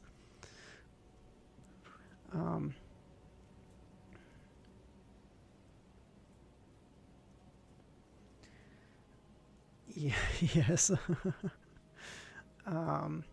At this moment, Audrey keenly discovered that the Black Emperor card had been returned to the side of Mr. Fool. So it really was bestowed to his blessed. Was it to help him complete a mission, or is there another possibility that this is a new card of blasphemy and not the original? Audrey guessed. After flipping through the diary entries, Klein resisted the urge to take a deep breath to calm his heart, and looked at the legends of the ancient gods provided by the little son. It was a rough description. It divided the 8 ancient gods of the second epoch into three camps. The giant king Ormir, elf king Sonyathiram, vampire ancestor Lilith were allies who fought against the dragon of imagination Onkvold, phoenix ancestor Gregreus, and the mutant king Kvastir. As for the devil monarch, Farbauti, and the annihilation demonic wolf Flagrea, they were the ones who wanted to subvert all order and corrupt all living beings. Oh. Wait, hold on. Corrupt all living beings. Was there not someone else that said that? Is the dark side of the... Who was this? Corrupt. Who was the...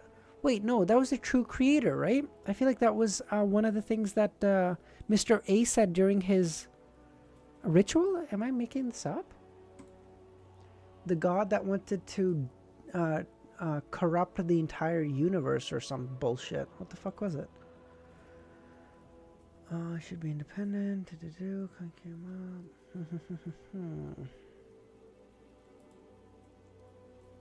Medici family are corrupted angels. No, whatever. I don't care.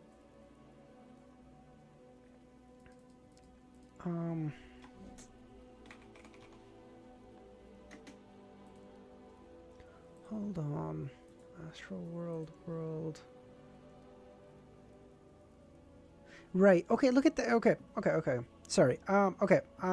Nagito, I know you don't want me to, but okay, like, lore is important enough that I will stop and slow down for it, okay? So, okay. So they... who is this? The human faction worshipped the... worship devils. Okay, I don't know what devils, but devils, okay? They believe that he is the ruler of the abyss and that he is the devastator of the world who would corrupt and degenerate the real world's entire universe. That seems almost exactly a one-to-one with they were the ones who wanted to subvert all order and corrupt all living beings. So Farbauti and Flagrea seem to be one and the same to a degree with the devils. Okay, so okay, cool. So I'm gonna just I'm gonna copy paste this in my notes really quickly, and then I'm gonna let me try to see if I can get some rough ideas on how I would kind of map this onto knowledge I already have.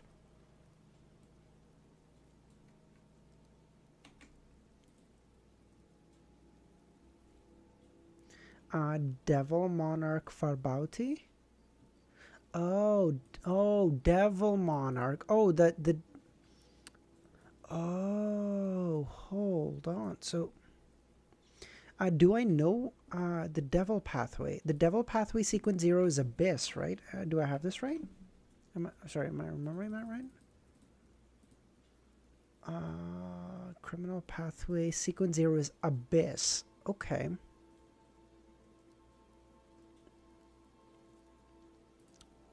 Okay. Fuck, my lore section is getting so long. This is nuts. Okay. So the Giant King Ormir and the Elf King Sonyathiram. The vampire ancestor Lilith were... Okay, so... Sorry, let me pull up chat at the same time. Okay, Devil Monarch for Bauti. That note was fourth epoch and then Nullor's second epoch. Yes, I'm keeping that in mind, Giovanna. But again, I think the honorific names of the true creator has a line in it. The degenerate nature of all beings. That's where... Oh, thank you. Thank you, robot. Okay, I knew I wasn't going all schizo. Okay, so there was a part of it that was right. Okay. So, call me crazy, but I still feel like this somehow maps onto my theory. Hold. Okay. Does that not map on? So, crazy. Okay, fuck you. Okay, so 3 of them. So the 3 of them were... Who the fuck was it? Armir, Sonia, and Lilith. So, Armir, Sonia, Lilith. Could it be that all 3 of them are fighting together because they have a, I don't know, upper echelon that's one and the same? Maybe? You know, big peeps. And then they're fighting against... who are they fighting against? Onkvold and Onkvold, Gregres, and Kvastir. So Onkvold, Gregres, and Kvastir, and they have another peeps who is maybe unhappy for some reason. I don't know. They're just different peeps. Okay, I'm just trying to differentiate them with different faces. The happy side don't really matter. And then we have lunatics over here, who are Farbauti and Flagrea. FF. F's in chat, boys. These guys are depressed as fuck, okay? So, and then we have the true creator, for example, who's just happy because he's out of his fucking mind insane. Have you ever seen an insane person be sad? No, they're happy because they have no problems. If they have problems, they just fucking forget them. They're out of their fucking minds, okay? So I still feel like this kind of loosely maps onto my theory that if these guys are all working together... Why would any gods work together? Like, there's gotta be an underlying thing that makes them all work together, you know? I think so. True creator knows inner peace? No, true creator knows inner fucking insanity, and he don't give a fuck about what happens, okay? That's what crazy people do, man. In the records of the City of Silver, the 8 ancient gods were described as violent, evil, cruel, and terrifying. Even the vampire ancestor Lilith, who superficially looked like the most normal and was described as having the embodiment of beauty, had a disgusting and ferocious side. Oh, wait. Oh, wait. So, vampire Lilith, who superficially looked most normal and was described as the embodiment of beauty. So Lilith has to be the head of the demoness pathway then. I mean, not Lilith herself, but, or like she would have been the sequence 0 of the demoness pathway. Oh, true. I'm fucking goated with these, bro. Oh my god. I may not have good theories, but we've got reading comprehension like nobody's business. Okay? Had a disgusting and ferocious side. That also maps on with what we know about demonesses. These little bitches, you know, they look very pretty, but then they'll hit you with fucking Ebola or some shit to digest their potions, you know? That's a crazy sentence that just came out of my mouth. Are you stating that sequence zeros can die? We already know they can die, Nagato. We know ancient sun god died, so he's at least got to be a sequence 0. If not that my theory that he's whatever is above the sequence 0, maybe still. But like a sequence 0 for sure can. Death died, for example. We know that.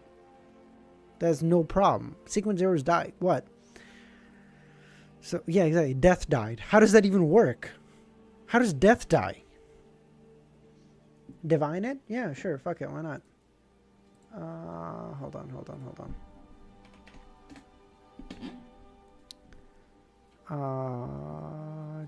Do.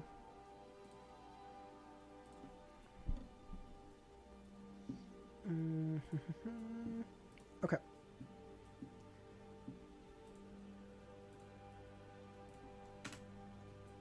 It's so fucked, dude. Every time I have to go do a divination, I have to get the hourly paycheck because I have no money before that. I fucking blow all of it.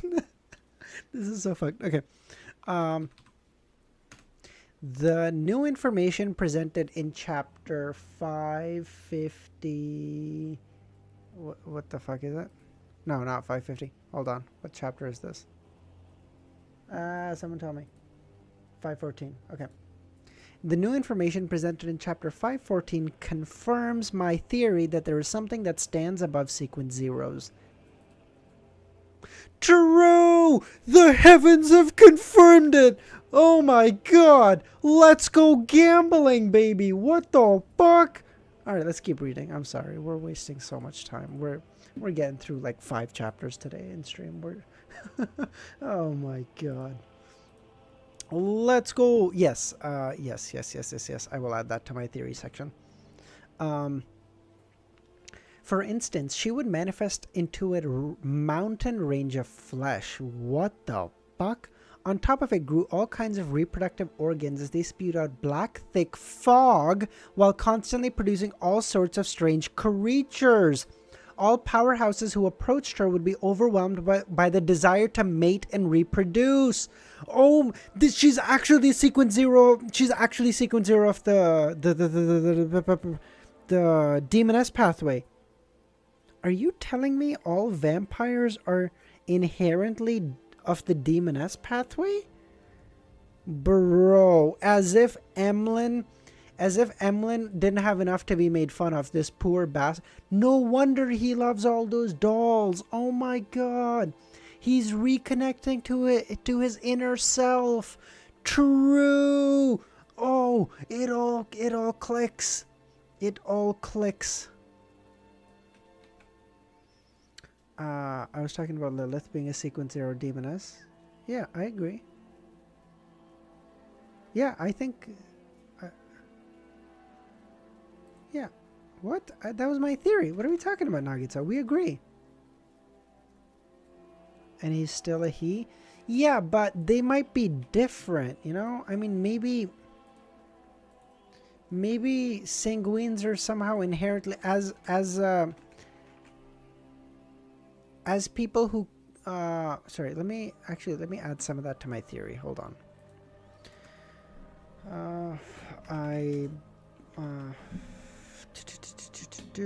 Hold on.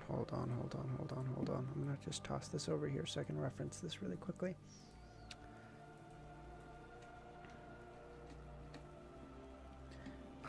Believe demon ancestor Lilith is sequence 0 of the demoness pathway. Okay.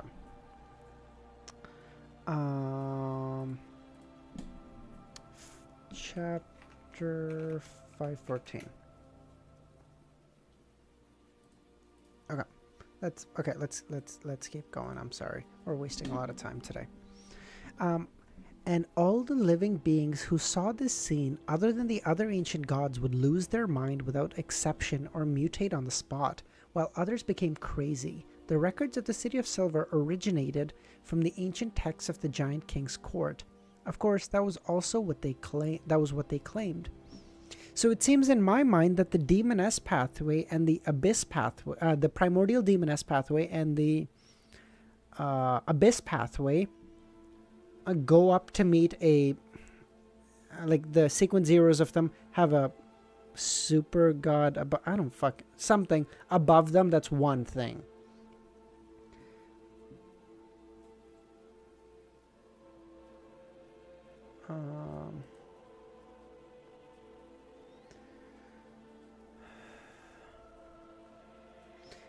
And all the, yep, that's fine. I cannot eliminate the possibility that this is only to discredit an ally. This aspect is rather similar to the loss of control of the primordial moon, who the sanguine... Oh, now that it says it, primordial moon, primordial demoness, that also makes sense. Oh my god, it's all clicking in. Oh, our reading comprehension is crazy. Look at your notes about changing genders. You mind confirming? Yes. Yes, I did confirm there's something above sequence 0. It has been confirmed by divine intervention. We have the favor of the gods, truly. But changing gender. What do you want me to search, Nagito? What?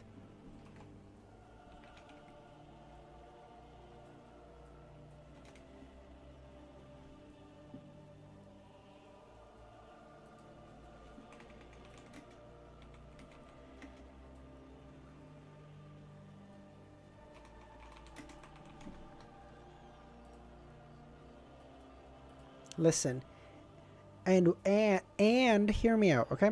We know there's a lot of inspiration that was taken from what do you call it? The from Dark Souls games. Ronnie the Witch of the Moon. Coincidence? I think not, motherfuckers. Oh my god, it all clicks. It all clicks. You know, yes, we know we know two pathways change genders, yes. Oh my god, it has been confirmed. At this thought, Klein almost wait, is this one of the traits when one follows the moon pathway to the end? At this thought, Klein almost raised his head to sweep his glance at Emlyn White.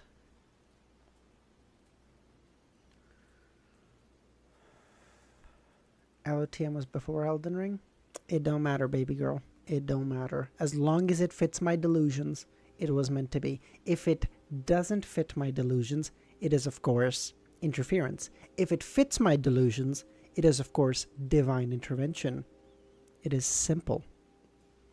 One change you to male, the other to female. Yes, of course, Nagito.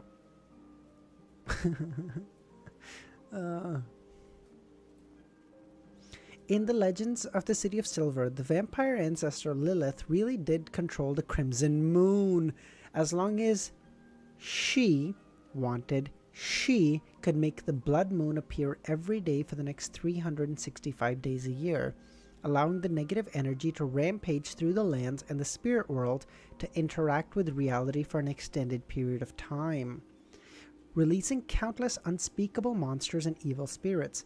So even this, so even what's happening in the City of Silver, the whole, like, if there's darkness, it just straight up fucking spawns monsters, seems to be the vampire ancestor Lilith. Or maybe not her, maybe she's fucking dead, I don't know. But, like, someone of that pathway, because they're releasing countless unspeakable monsters and evil spirits. So someone of that pathway is just nuking that fucking city or continent or whatever for some reason.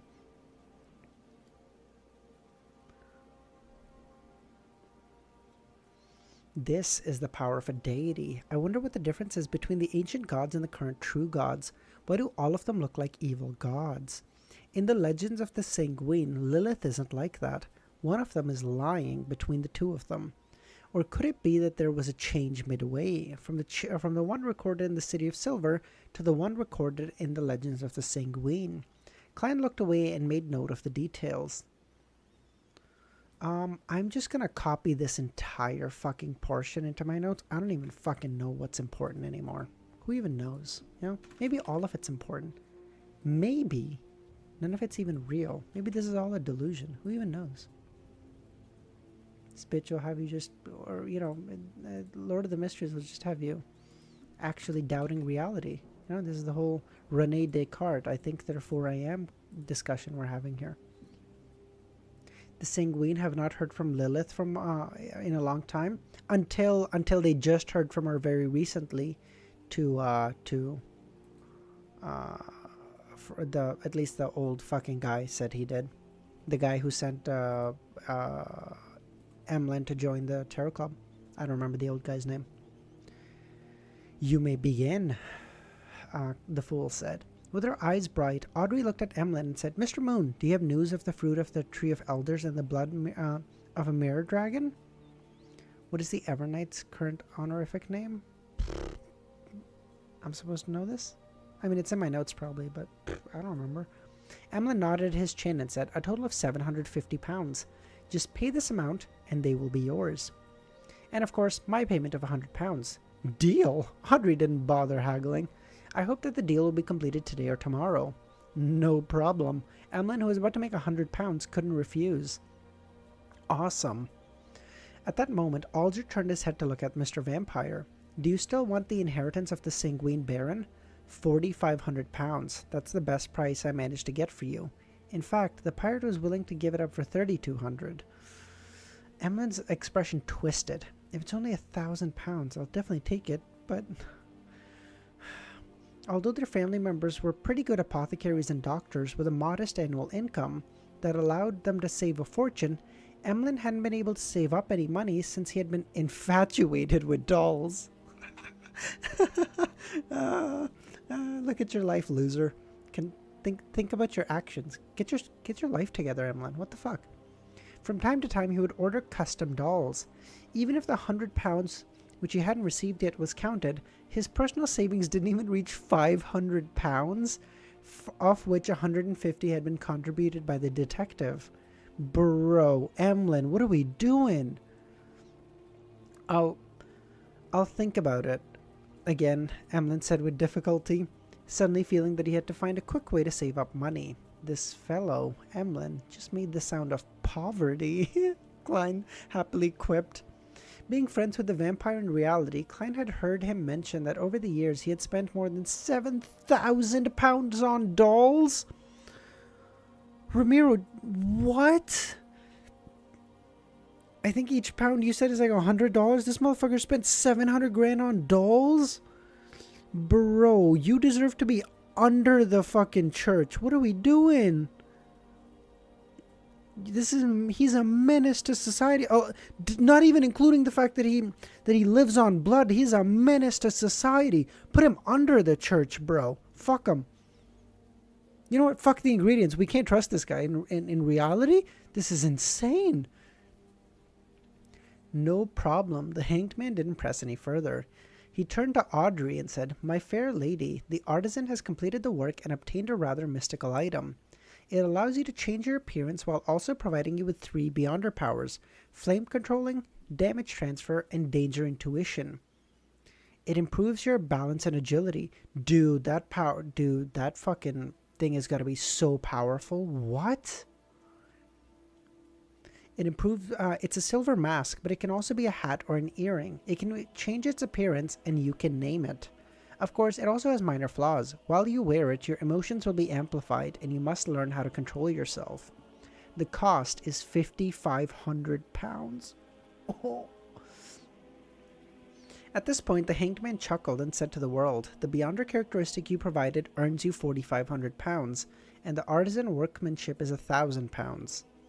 4,500. It's better than I expected. Even though there's a 15% commission, that is to say 675 pounds for the hanged man, Klein immediately controlled the world and nodded in agreement. That won't be an issue. Emotions will be amplified? According to Miss Escalante, I'll have the ability to influence the moods and mental states of other people when I advance to psychiatrist. There's no reason I can't do the same for myself. Yes, that flaw isn't a problem. Audrey nodded. I will pay within 2 days of receiving the item. In order to not reveal the secrets of the Tarot Club, she had to wait until she had received the item before she could claim reimbursement from her father. She's gonna just get her dad to pay for all of it? Bro, is her dad looking to adopt? What? Sure, the hanged man wasn't the least bit worried about Miss Justice's credibility. So rich, Emlyn and Fours both felt agitated. Klein breathed a sigh of relief. This meant that more than 3,000 pounds would soon be available to him. Thank you, Miss Justice. Dad is in control of her money. No, just marry Audrey.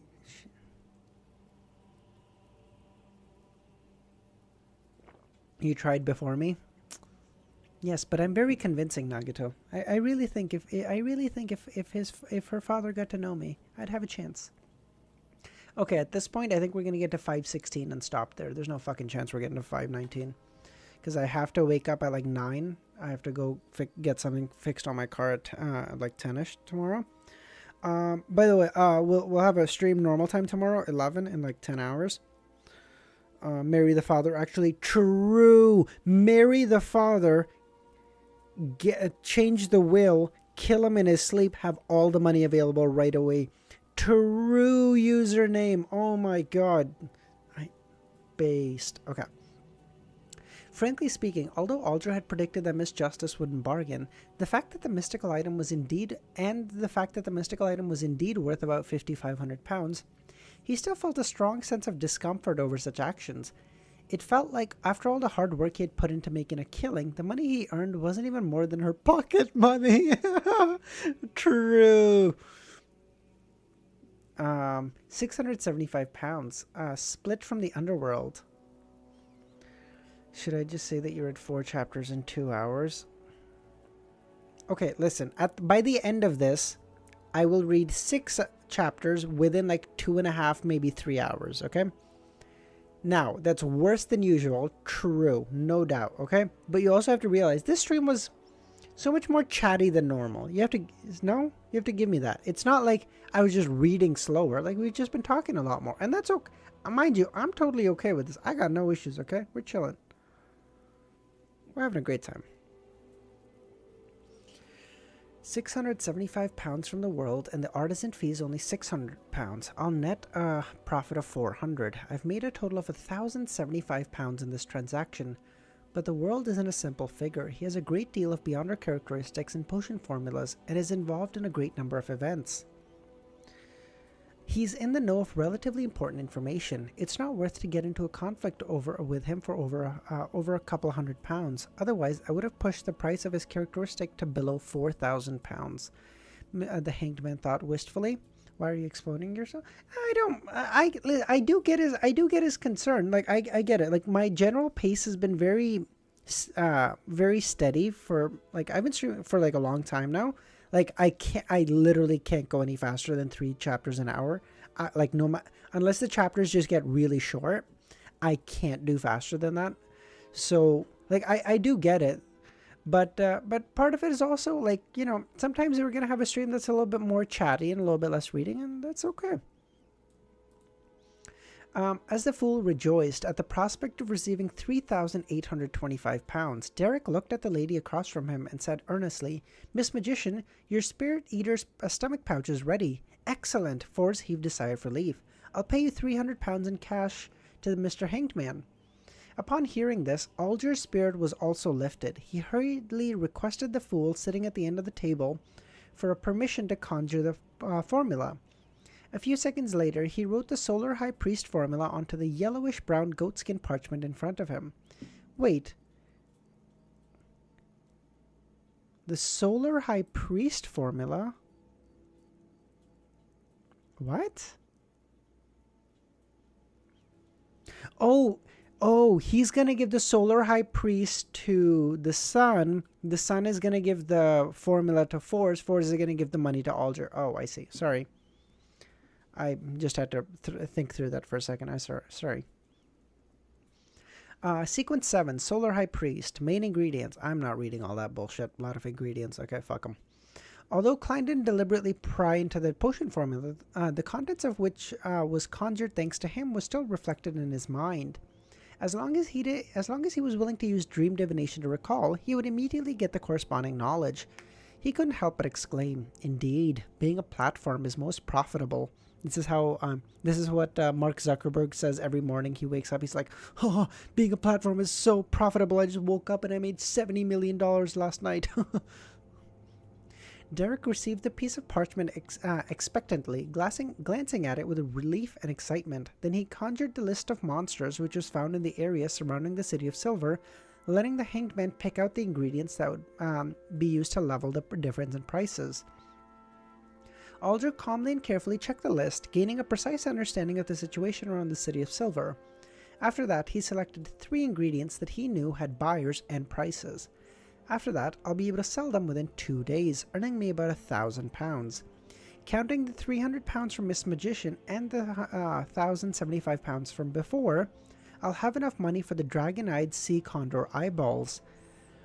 Feeling exhausted, Alger turned his head and said to Fours, "Miss Magician, you can prepare the transaction for the dragon-eyed sea condor eyeballs." The hangman had less than £20 on him at present. Dude, Alger is fucking flat broke. He has less than £20.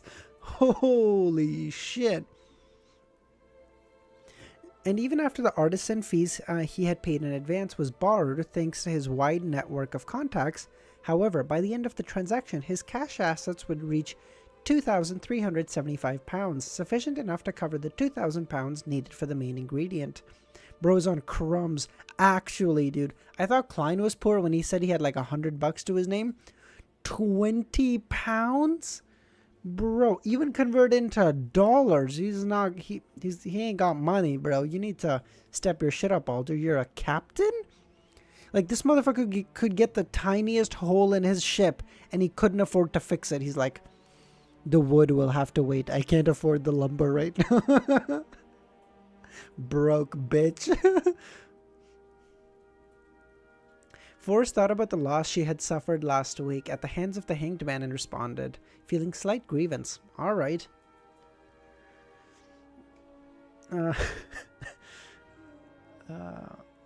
He probably has loads in assets. Yeah, well, like it. Yeah, like yeah, that's what broke people say when they're like, listen, all my money's tied up in crypto, bro. Like, I have money, okay, but can you cover dinner? All my money's in Ethereum right now, okay? It's gonna go up. Shut the fuck up, bro.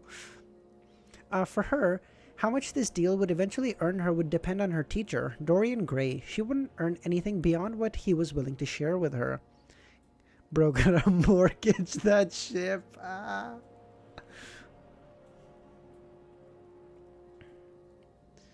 At the end of the transaction segment, Klein manipulated the world to seek to purchase the remnant spirituality of ancient wraiths and a pair of eyes from a 6-eyed gargoyle. Wait, does Klein have money right now? Not really, right? Wait, does he?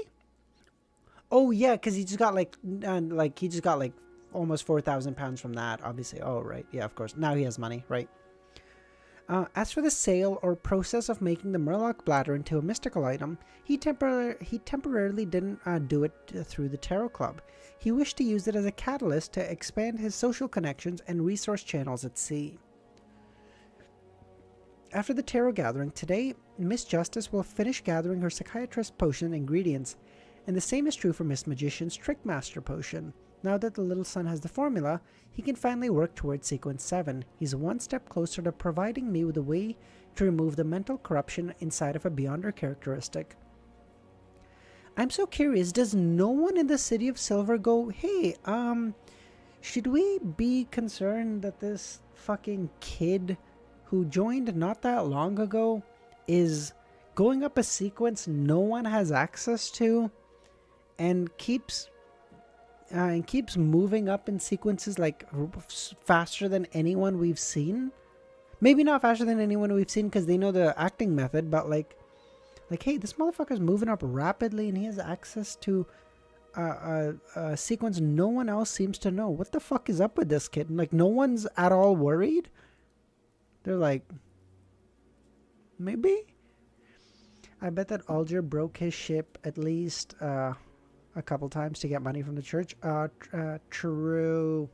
He should anyway. Bro, fuck the church. They get enough tax breaks, okay? Fuck them. I'm talking about our churches here. I assume they get tax. I assume they get tax breaks in this world too. I don't actually know. They're already monitoring him. Remember the Amonits? Well, yeah, I know they're already monitoring him, but like, I feel like even aside from the Amon incident, just that fact alone, like, hey, like, no one's worried where the fuck this kid just keeps getting formulas that no one seems to have answers for. Like, this guy might be worshipping some evil gods or some shit, dog.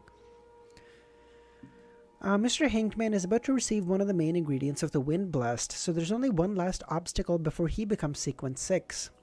Only Emlyn hasn't made up his mind or found a solution yet. There's no hope of him advancing in the near future. Klein looked around and said with a chuckle, "Continue your free exchange." That's, by the way, I think I have this right? Right from the starting of the Tarot Club, Alder was a Sequence 7? Do I have that right? If this helps the city, nothing else matters. I guess true. His ship can regenerate, no need for repairs. His ship can regenerate? What? The horrors of the dark versus the little sun is the bigger priority. True. Yeah, I guess. Yes. Audrey was about to say something out of habit, but when she thought of it carefully, she felt there was no news to share from this week. No, he was 8? Oh, okay. All right. Apart from the numerous balls that I've attended and the 2 psychology classes, there's gotta be a better way to say that, dude. There are only matters regarding my return to East Chester County that can be talked about, but there's no need to. Fors, who was still in her languid state from the New Year's holidays, continued having a blank mind. Is this the is this the nice way of saying that she is hungover as fuck? She commented, feeling rather guiltily. Backlund is still under the same kind of high pressure as before. Don't take any risks unless you're an official beyonder. Is that so? Emlyn, who was behaving well during this time, frowned doubtfully. A vampire like him, who had led a routine life, couldn't experience the pain of having all the beyonder gatherings stopped. The hanged man nodded and thought for a while, then said to the son, "Don't be careless. Before holding a sacrificial ritual, it's best you confirm that the chief isn't in the City of Silver or that he's busy with other matters." "Mr. Hangman, do you mean that the chief could have noticed the repeated cycle of fate?" Derek asked. "That's a possibility that can't be ruled out." Wait, what? What are we talking about? Kim Dokja? What?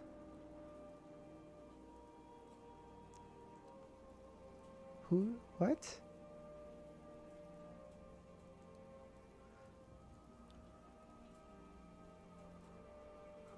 You got me there. Kim Dokja can't resist knowing the answer.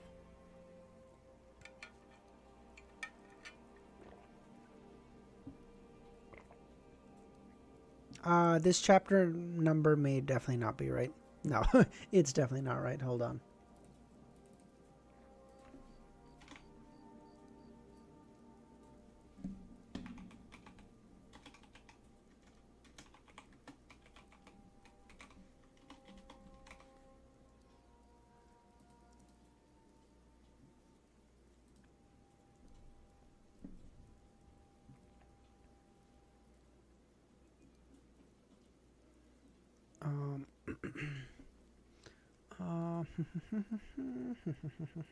However, I can't be sure since I don't know enough about your City of Silver. Having said that, he hid his smile and presented a serious expression. Derek said with a chagrin, "There are many things I'm not sure of either." Alder sighed inwardly and said, "In short, caution and carefulness will allow you to live longer." "Thank you for your reminder," the son said with sincerity. The hanged man withdrew his gaze and said, "Recently, the sea has been relatively calm." "No, that's just what you think," Klein silently retorted. Then manipulated the world to say, "I just happened to hear about something else at sea." Without waiting for the hanged man to ask, he looked at Justice and the magician and said, "Ladies, can you buy me a radio transceiver? I can give it a try," Fors agreed without paying too much attention. Because there's no fucking way you read 3 chapters into... Yes, sorry. As she was about to leave Backland, Audrey could only say sorry. After negotiating this deal, the world cleared his throat and said, "That matter has something to do with the Church of Storm." "Something to do with my church? Why didn't I get any notice? Is it not required for them to pass it down to people on my level?" God, Alder is such a little shit, dude. Calm the fuck down.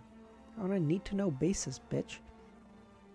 The world originally wanted to sweep the hanged man with a teasing look, but due to the difficulty of those sequence of actions, he could only regretfully give up.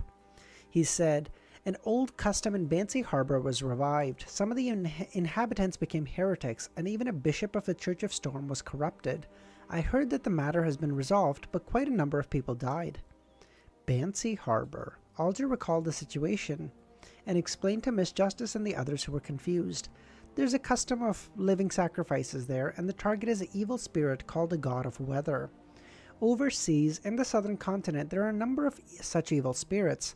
On the surface, it seems like they've been cleared away, but in reality, they continue living in strange states. Many people have suddenly died in those places. It isn't necessarily because of illness. If you guys have similar travel or adventure plans, please don't be careless. Alder tried to describe what happened in Bancy Harbour as an accident, or one that was in the realm of understanding. Suddenly, he heard a rather deep laughter. It came from Mr. Fool. Mr. Fool? Bancy Harbour isn't as simple as it seems. Audrey immediately looked at Mr. Fool. Klein laughed leisurely with a hint of reminiscence in his voice and said, "This reminds me of a king of angels." A king of angels? The matter of Bancy Harbour involves a king of angel? Alger and Forbes both thought. Why is it that all we talk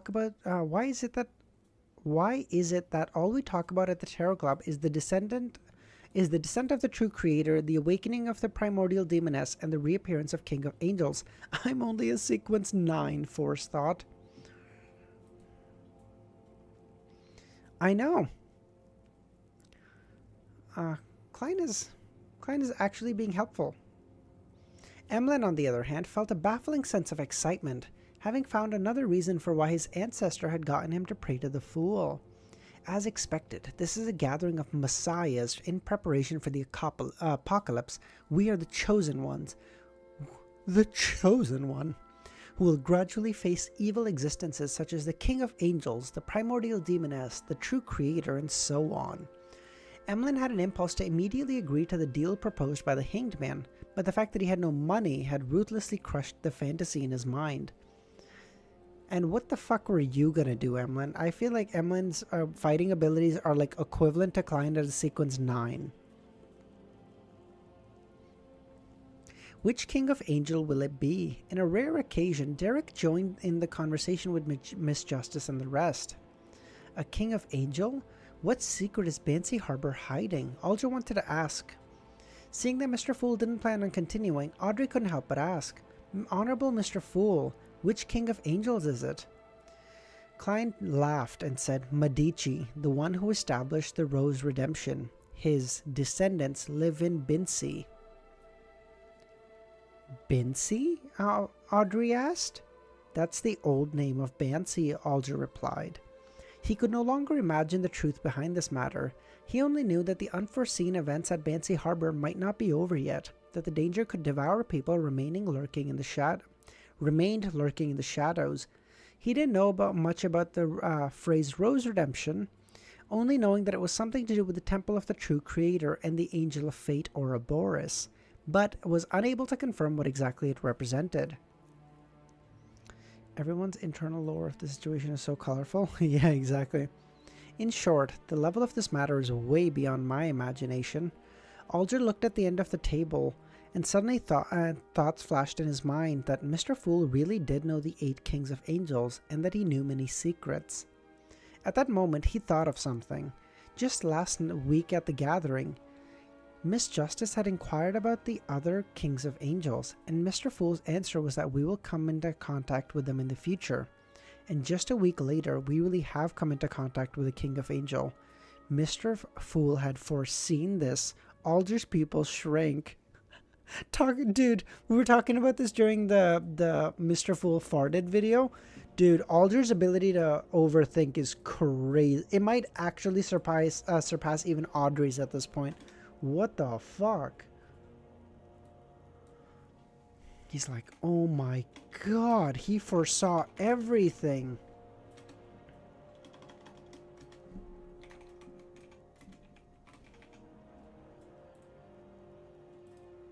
last week he told me to wait, and this week I had to poop. He foresaw that I was constipated last week. Oh my god, his powers are truly incredible. Bro, shut the fuck up. Maybe he's just saying stuff. Maybe you're adding meaning to it afterwards. Why are you like this? Amidst his shock, another doubt surfaced in Alder's mind. If Mr. Fool had foreseen this, why did he mention that Banshee Harbor's matter is related to Rose Redemption and the King of Angels, Medici? Did he tell us on purpose? He hopes to spread this matter through us? The target is the King of Angels, Medici? No, it's more likely to be the true creator. Mr. Fool has repeatedly thwarted the plans of the true creator before, so it should be no exception this time. The Rose Redemption appeared in the abandoned temple of the true creator, and it's established by the King of Angels, Medici and Ouroboros. Clearly, they share a deep connection with the true creator.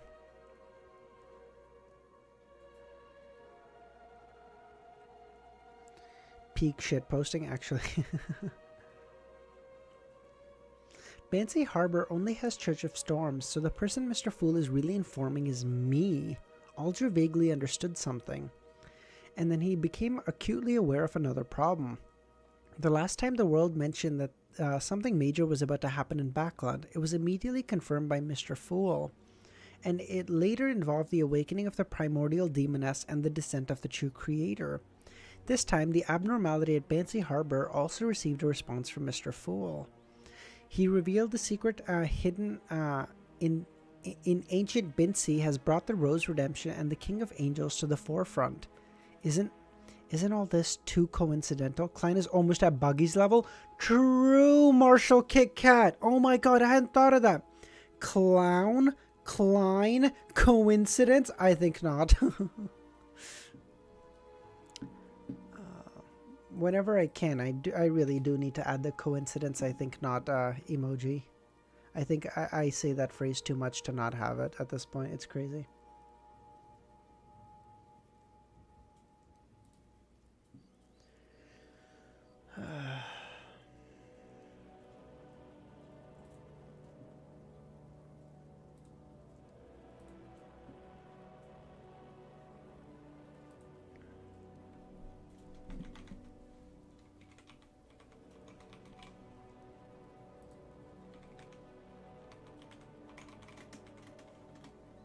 Sorry, give me 1 second, guys. Just doing something.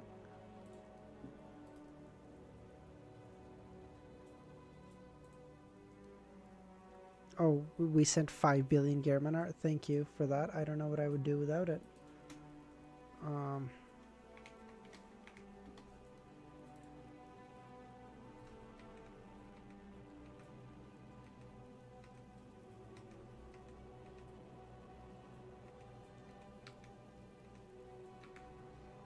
Sorry. Okay, give me 2 seconds. I'm just doing something. I'll be right back, okay? It'll be like 2 seconds. I'm still here. I just need to quickly do something.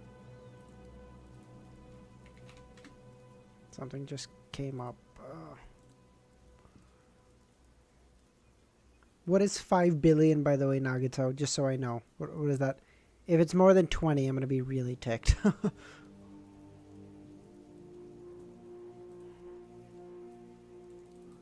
But it's fine. This is the last chapter we'll save for today, and this is the last chapter we'll save for today. So we have time if we need to do that.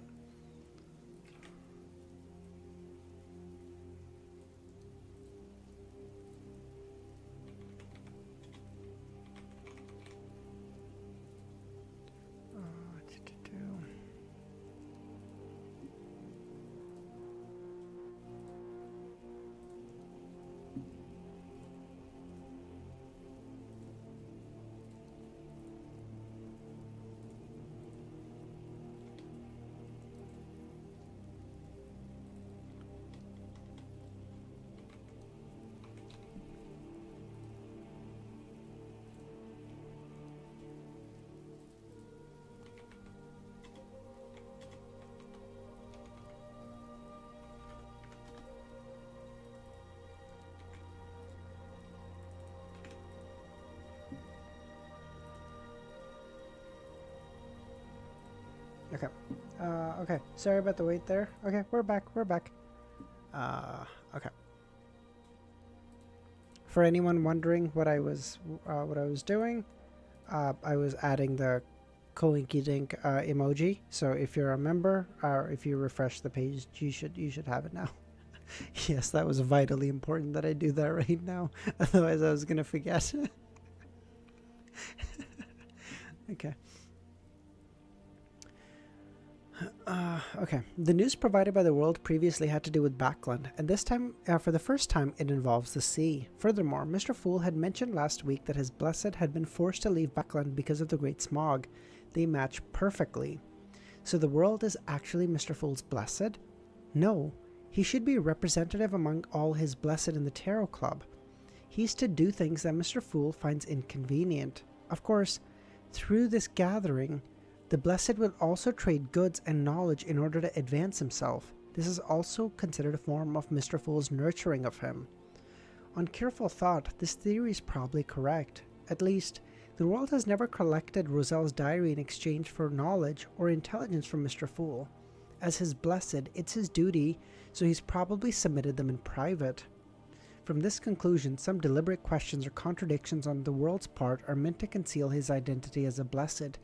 This is consistent with his experience, skill, and cunning character.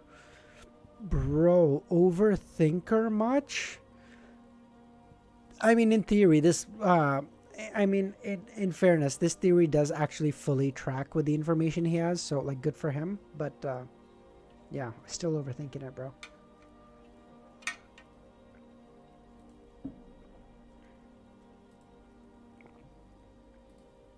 Okay.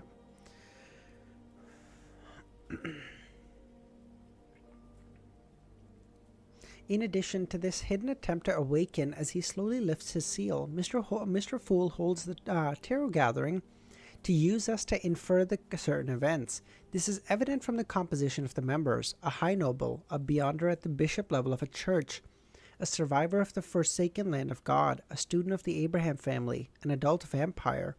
Each of us represents a faction or a particular circle or resource channel. Many thoughts flashed through Alder's mind. Not only was he repressed by his own guesses, but he was also excited. To him, Mr. Fool's unknown purpose was the most frightening thing. Having an initial understanding of what he wanted to do, allowed him to effectively avoid any risks and improve himself by doing so. As long as the Fool wants us to do things, he'll definitely give us some benefits. That's exactly what I was hoping for. Otherwise, I don't know when I'll be able to use the hope of... I don't know when I'll be able to see the hope of becoming a demigod.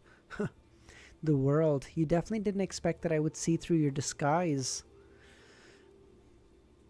He couldn't report the matter just like that, as it would arouse suspicion, so he had to patiently wait for an opportunity to let the higher-ups appreciate him and reward him without ending up being monitored.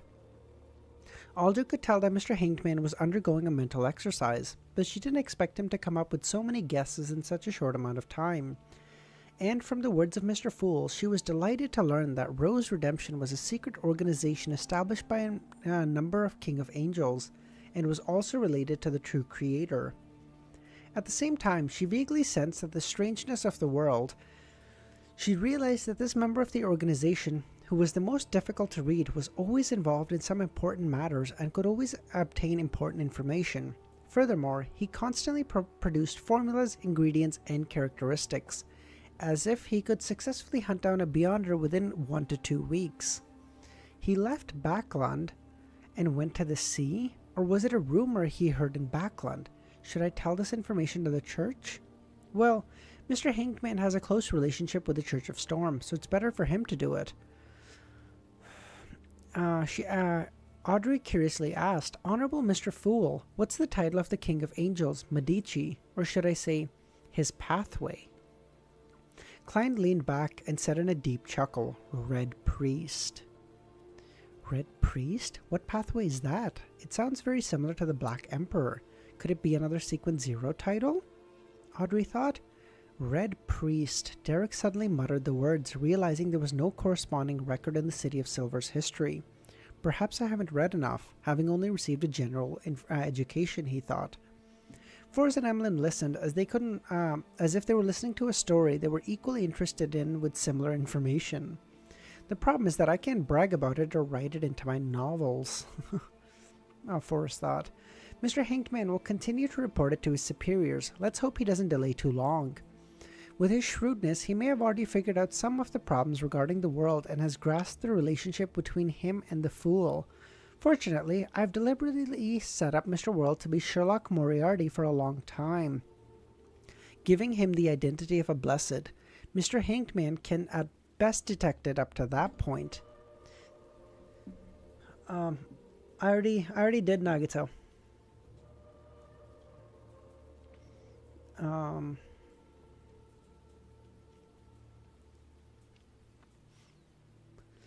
Unable to imagine that the world is actually a dummy, Klein raised his hand to his chin, smiled, and said, "Continue."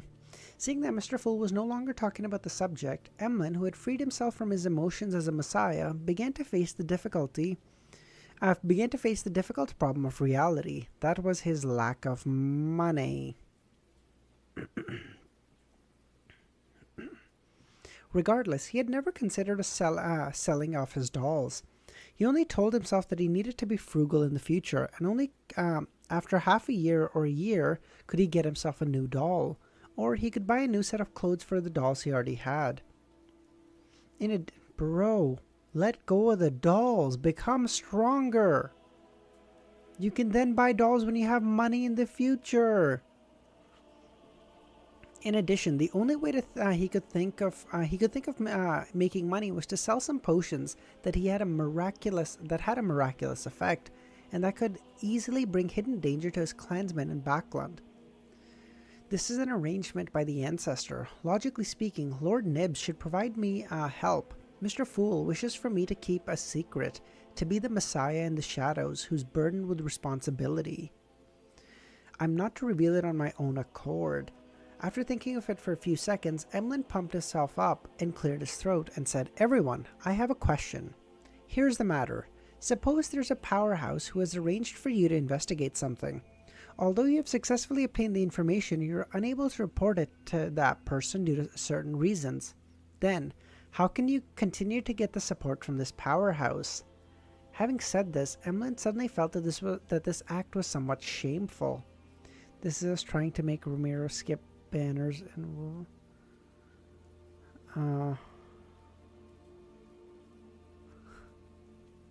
why would you want him to skip banners? Fuck it, summon on everything.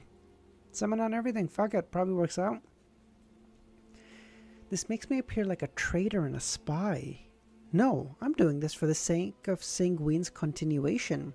For this, I have to give up my reputation and bear the burden of being misunderstood.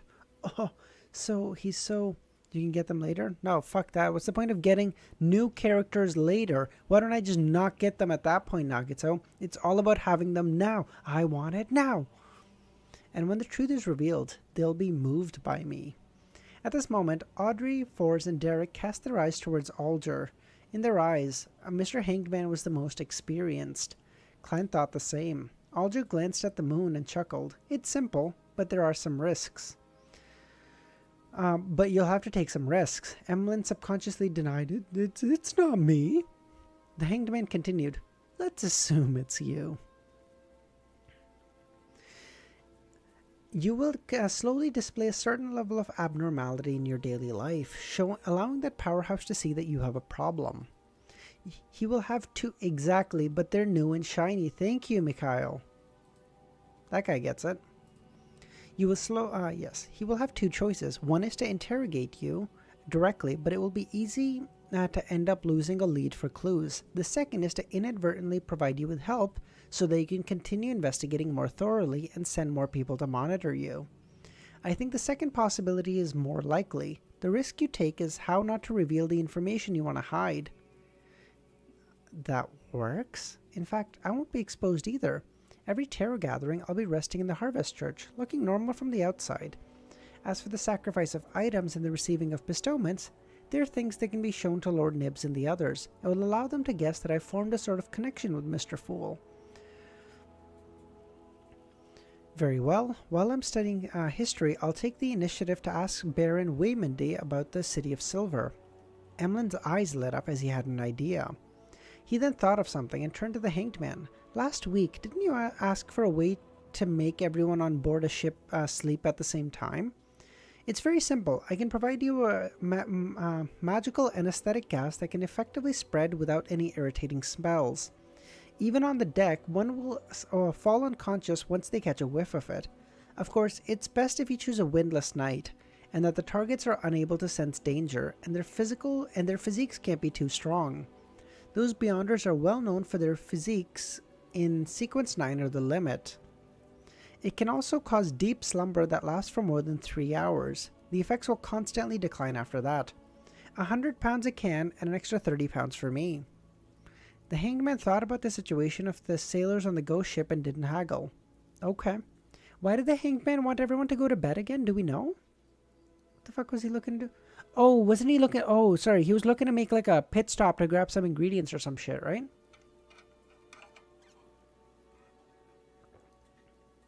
Unless the character will help your build. Don't build. Fuck that. Fuck that. We're here for the waifus, bro. You think we're here for the builds? This guy thinks we're here for DPS maxing. What the fuck is that? Amateur hour over here. He wanted to erect an image in front of the moon to prepare for the big transaction that would follow. He had thought of using a slumber charm, but that would require him to chant the incantation. It would allow the sailors to notice that something was wrong and suspect something afterwards. At the end of the exchange, Klein tapped the surface of the table and said, I can foresee that everyone will present a new appearance of themselves next week. Let us end today's gathering here. Thank you for your blessings. Audrey was the first to stand up. She took her leave, expressing her gratitude. With Mr. Fool saying those words, she felt even more confident in consuming the psychiatrist potion. As the magician and the others repeated the same words, one figure after another disappeared from the palace. The area above the grey fog returned to its eternal silence. Then you will pull even if the character is a man? Bitch, what did I just say? By the way, okay, 6 chapters in 2.5 hours. So really, I was behind by 2 chapters today. I can live with that. Fuck it. It was a good stream. It was a good stream. I really don't mind that. Let's look at art now. Let's look at art.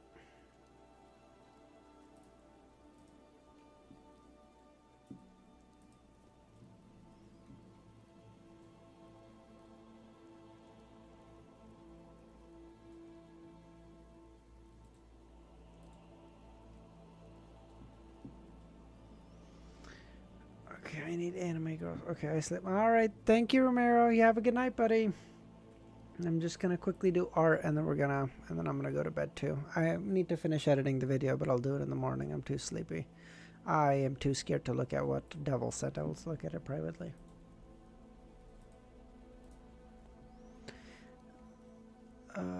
The telepathist acting. Oh, the telepathist acting. Okay. So externally, you need others to believe that that you are influencing them externally to help them. Okay? Like a psychiatrist does. Like they help you navigate your emotions, they help you navigate your feelings, okay? What do you mean? I don't know what you said, Devil. I'm scared. Respect you, bitch. What have you done to earn that? What? That's some crazy shit.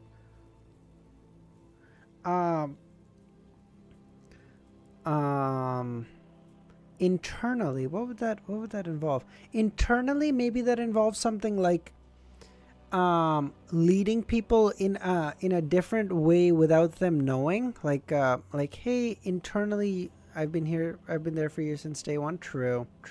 Okay. True. You know what? Fuck it. We take the gamble. Oh, test novel. Oh, I see. Oh, yeah. Of course I'll check it out, buddy. What do you think? Oh, I love you. Love you too. I'll check it out tomorrow morning. Okay, promise. Lecture Z isn't even here. True. Internally, maybe that looks something like leading them in a different path. So maybe that's like, okay, like on the one hand, he thinks that I'm trying to, let's say like I'm the psychiatrist and you're the person that I'm trying to influence. So like internally that might look like, hey, I think that okay, so he thinks that I'm trying to help him navigate his emotions, but really what I'm trying to do is increase his instability and increase his anxiety so that I can influence him more and more into trusting me so that I can eventually lead him into doing stuff for me as like a partner or something. I don't know, maybe that's what that looks like.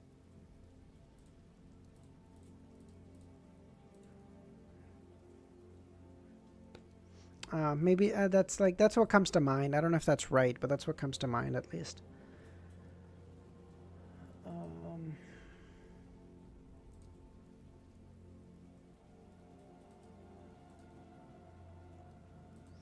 Okay, let's check out the thingamajig now. Let's check out the artwork. Holy fuck! How much Gearman art is there? This is crazy. I think.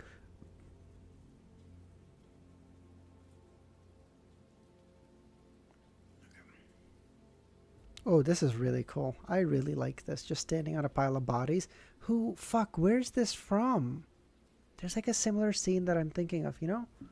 Oh, you know, okay. It's not quite the same, but it's like a similar one, so fuck it, we'll go with that one. Okay, give me a second.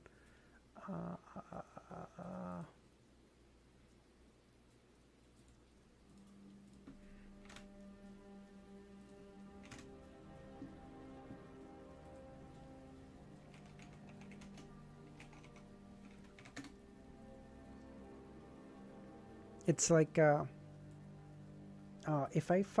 if I get demonetized for this, I'm gonna be so ticked. But fuck it, mama ain't raised no bitch. We go for it. We go for the win, baby.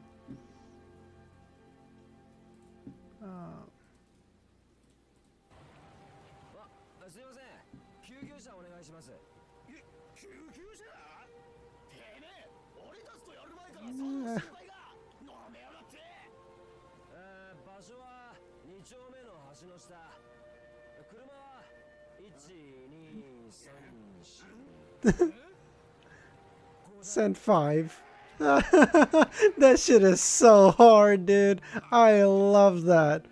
Like, by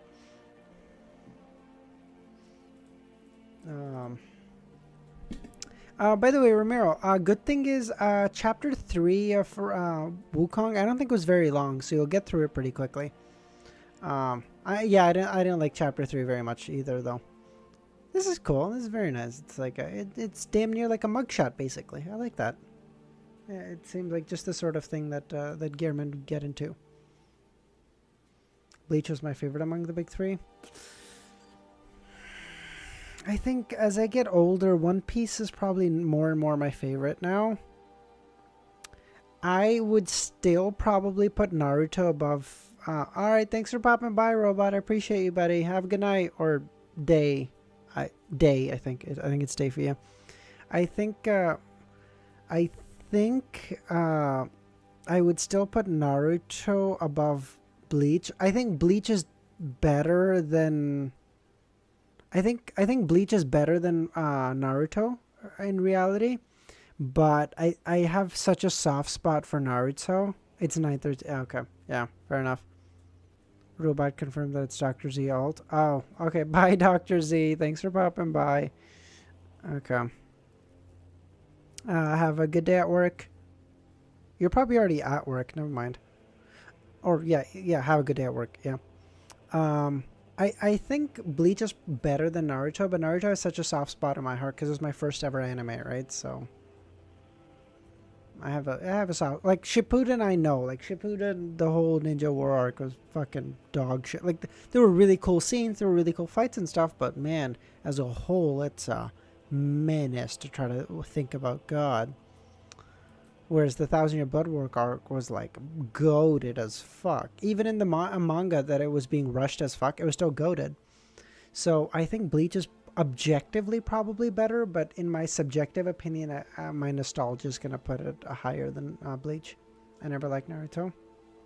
Nah, Shippuden is good, except nah. I mean, like the starting is really strong. Username, like at least I can rewatch Bleach. I can't make myself rewatch Naruto. True. This is cool. This is cool. Oh, where the fuck are his pupils? Why are his eyes plain white? What the fuck? The start of Shippuden is good. The whole getting the Gara retrieval arc is good. After that, I don't. The Pain arc obviously is amazing. The Sasuke versus Itachi arc is great. But there's a couple of standout moments. It's enough that you got Visionary because of Bleach. True. Scoreboard. This is nice. This is very nice. Creeping Hunger is menacing as fuck. Oh, this is so good. This is so peak. This is so Bloodborne. I love this. Naruto would have been peak if he obliterated the Leaf Village. Okay, bro. Oh, God.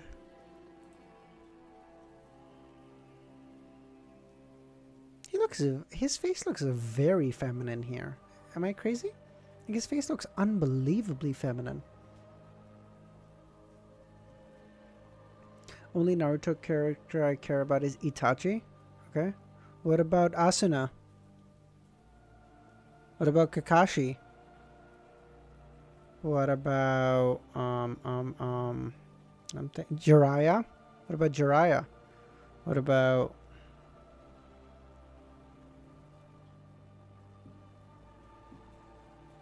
half of all the art has yasified on them?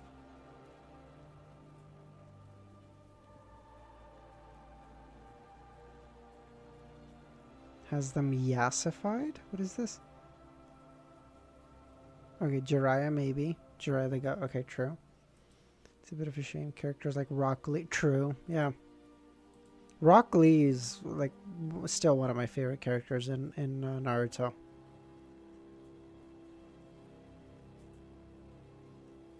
You don't know yasified? I have no idea username. I have no idea what that means. You really wanted to see more from the bug dude too? The bug dude?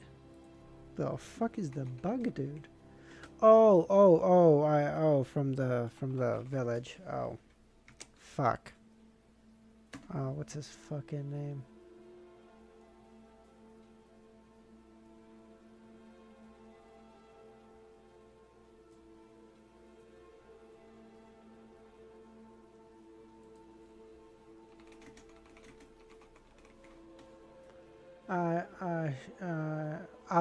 Shino Aburame. Yeah. Yasification is giving someone or something a glow up or makeover. Is that what that looks like? Is that what that is? Body has bugs. Yeah. Bleach had better characters than Naruto. Easy though. What I hate. Oh no, true. Yeah, no, totally true. Even like all the captains were hype to some degree or another. Captain Kurotsuchi, as much of a freak he was cool as fuck. Kenny is obviously the fucking GOAT. Kenny's, in my book, the top 3 captain, and he's number 3. I think in my book, Kenny's number 3.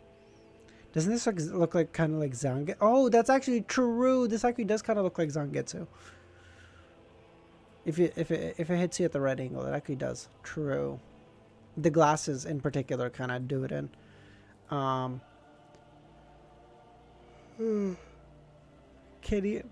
is goated. Kisuke is goated, but I'm not even counting him as a captain in my ranking. Kisuke is on his own thing. I'm a huge Kenny fan, especially in Thousand Year Blood War arc when he gets his Shikai and Bankai. Fuck the Bankai, just the Shikai when he's fighting Gremmy, and the fucking meteor comes down and he's like, drink Nozarashi. Oh, and then he cuts that fucking meteor in half. Yeah, buddy. Kyoraku? Absolutely. Kyoraku is number 2 for me. Kyoraku is number 2. Well, that's the thing. Kenny said why he won. Because when he cut that meteor, Gremmy in his mind made Kenny a monster. He just made him like, holy shit, like this guy can't be defeated. He's out of his fucking mind. And as soon as he thought that, he made Kenny that. And then Kenny was unkillable. Because then he sent Kenny to space. He sent Kenny to space because he was like, oh, fuck it, I can't deal with him. But then in his mind, he was still like, dude, he's a lunatic. He might still survive. And of course he did because he thought that. So, goated. Gearman Sparrow. God, this looks... Man, this is straight... This is what Bloodborne would look like if they just straight up fucking...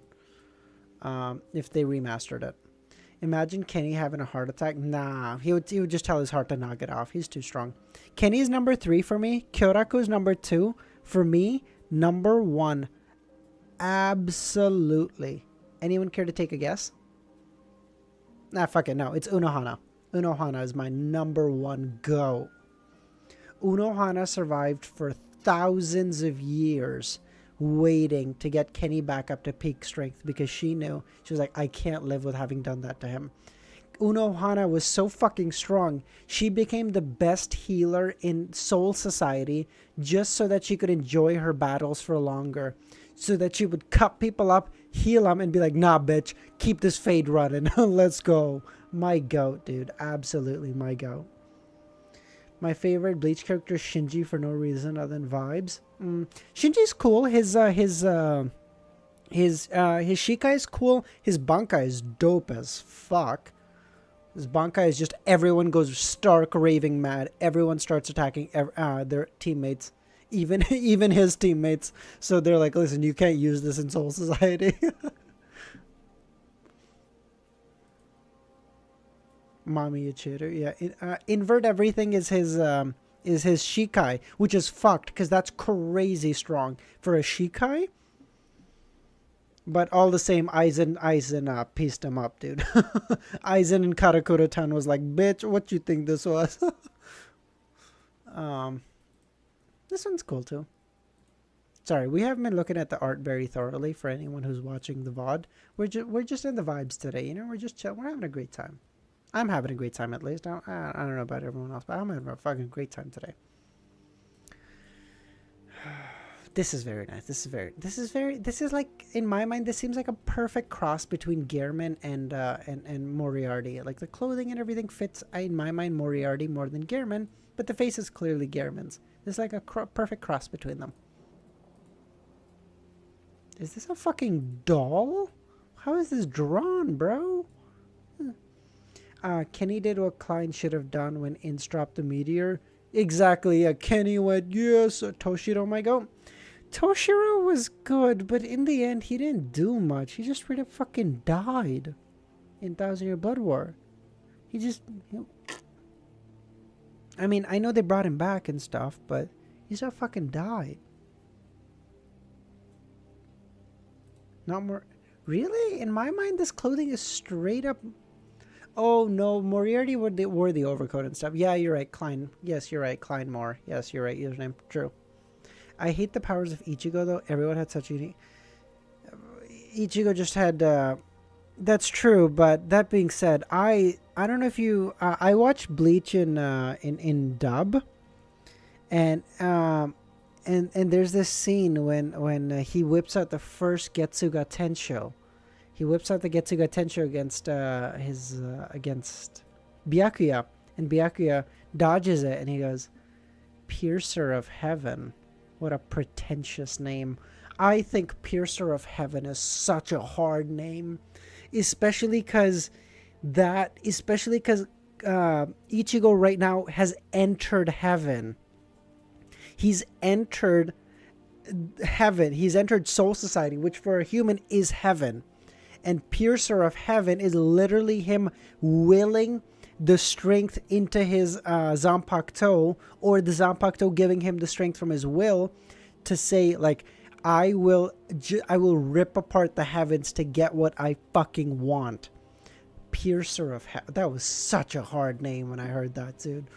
Oh, it's been like a decade since I watched that. Maybe not that long. Maybe.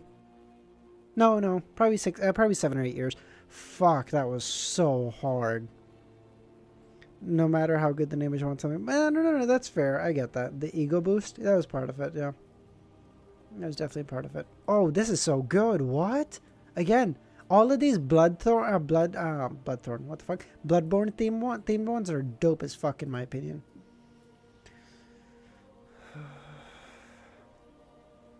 Oh, he's talking to username about the ego boost. I see. Ah.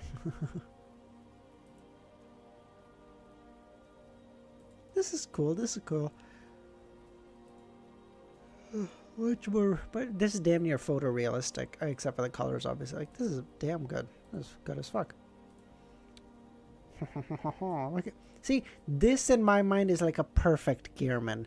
Like, this man he looks very well put together. He looks very well dressed, but he also looks absolutely dead behind the eyes. This motherfucker knows nothing. Speaking about the names, what do you think about the angel born in hell, Gogeta? I was always more of a Vegito fan, so I don't know. I mean, Angel Born in Hell is a cool name, don't get me wrong, but I was always more of a Vegito guy. That smell of creeping hunger reminds me of Full Metal Alchemist. Full Metal Alchemist? I wanted more stuff on the Quincy, though. I love those guys the most. Best powers in Aura. Oh, yeah. By far. Dude. The fucking Yuha Baha would look at a Quincy's soul and say, the letter imprinted on your soul is A for antithesis. That's the first one that comes to mind for me for Uryu. Antithesis. And just anytime he gets hit with hit with anything, he can just reverse it onto another guy. That is crazy, dog. If you go back and look at the smile, it looks like truth. Truth. Sorry, it's been a while since I've seen Full Metal Alchemist. Hold on. Oh, true. Yeah. Oh, yes. I see it. True. Ichibe? Fucking fraud. Ichibe the fucking fraud. I put so much faith in him. I was like, bro, this guy's gonna slow down Yuha Baha. He's gonna put up such a... My man got fucking dog walked immediately. Fuck. He's the... calling Rosego is a fraud is a fucking joke, okay? Ichibe's the fuck...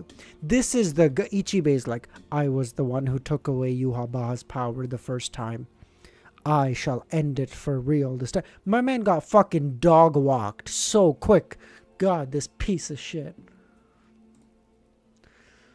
I really want to get to know the female Quincy except Giselle. Which one's Giselle again? Oh, are you kidding? I want to get to know Giselle the most. What? Bro made Yuha Baha a black ant, and then Yuha Baha still killed him though. That's crazy. Think about that. He made Yuha Baha a black ant, and they killed him. And Yuha Baha still killed him. Wait, Giselle's a fanboy? What? Giselle's a girl, no? Am I losing it? Wait, is Giselle... What? I thought Giselle was a girl. What? You guys are lying.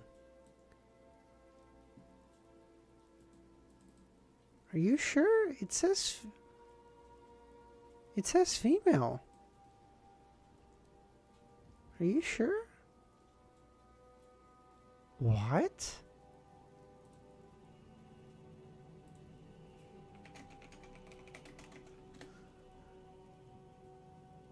Oh no, Giselle is indeed biologically a male. Oh shit. Fuck.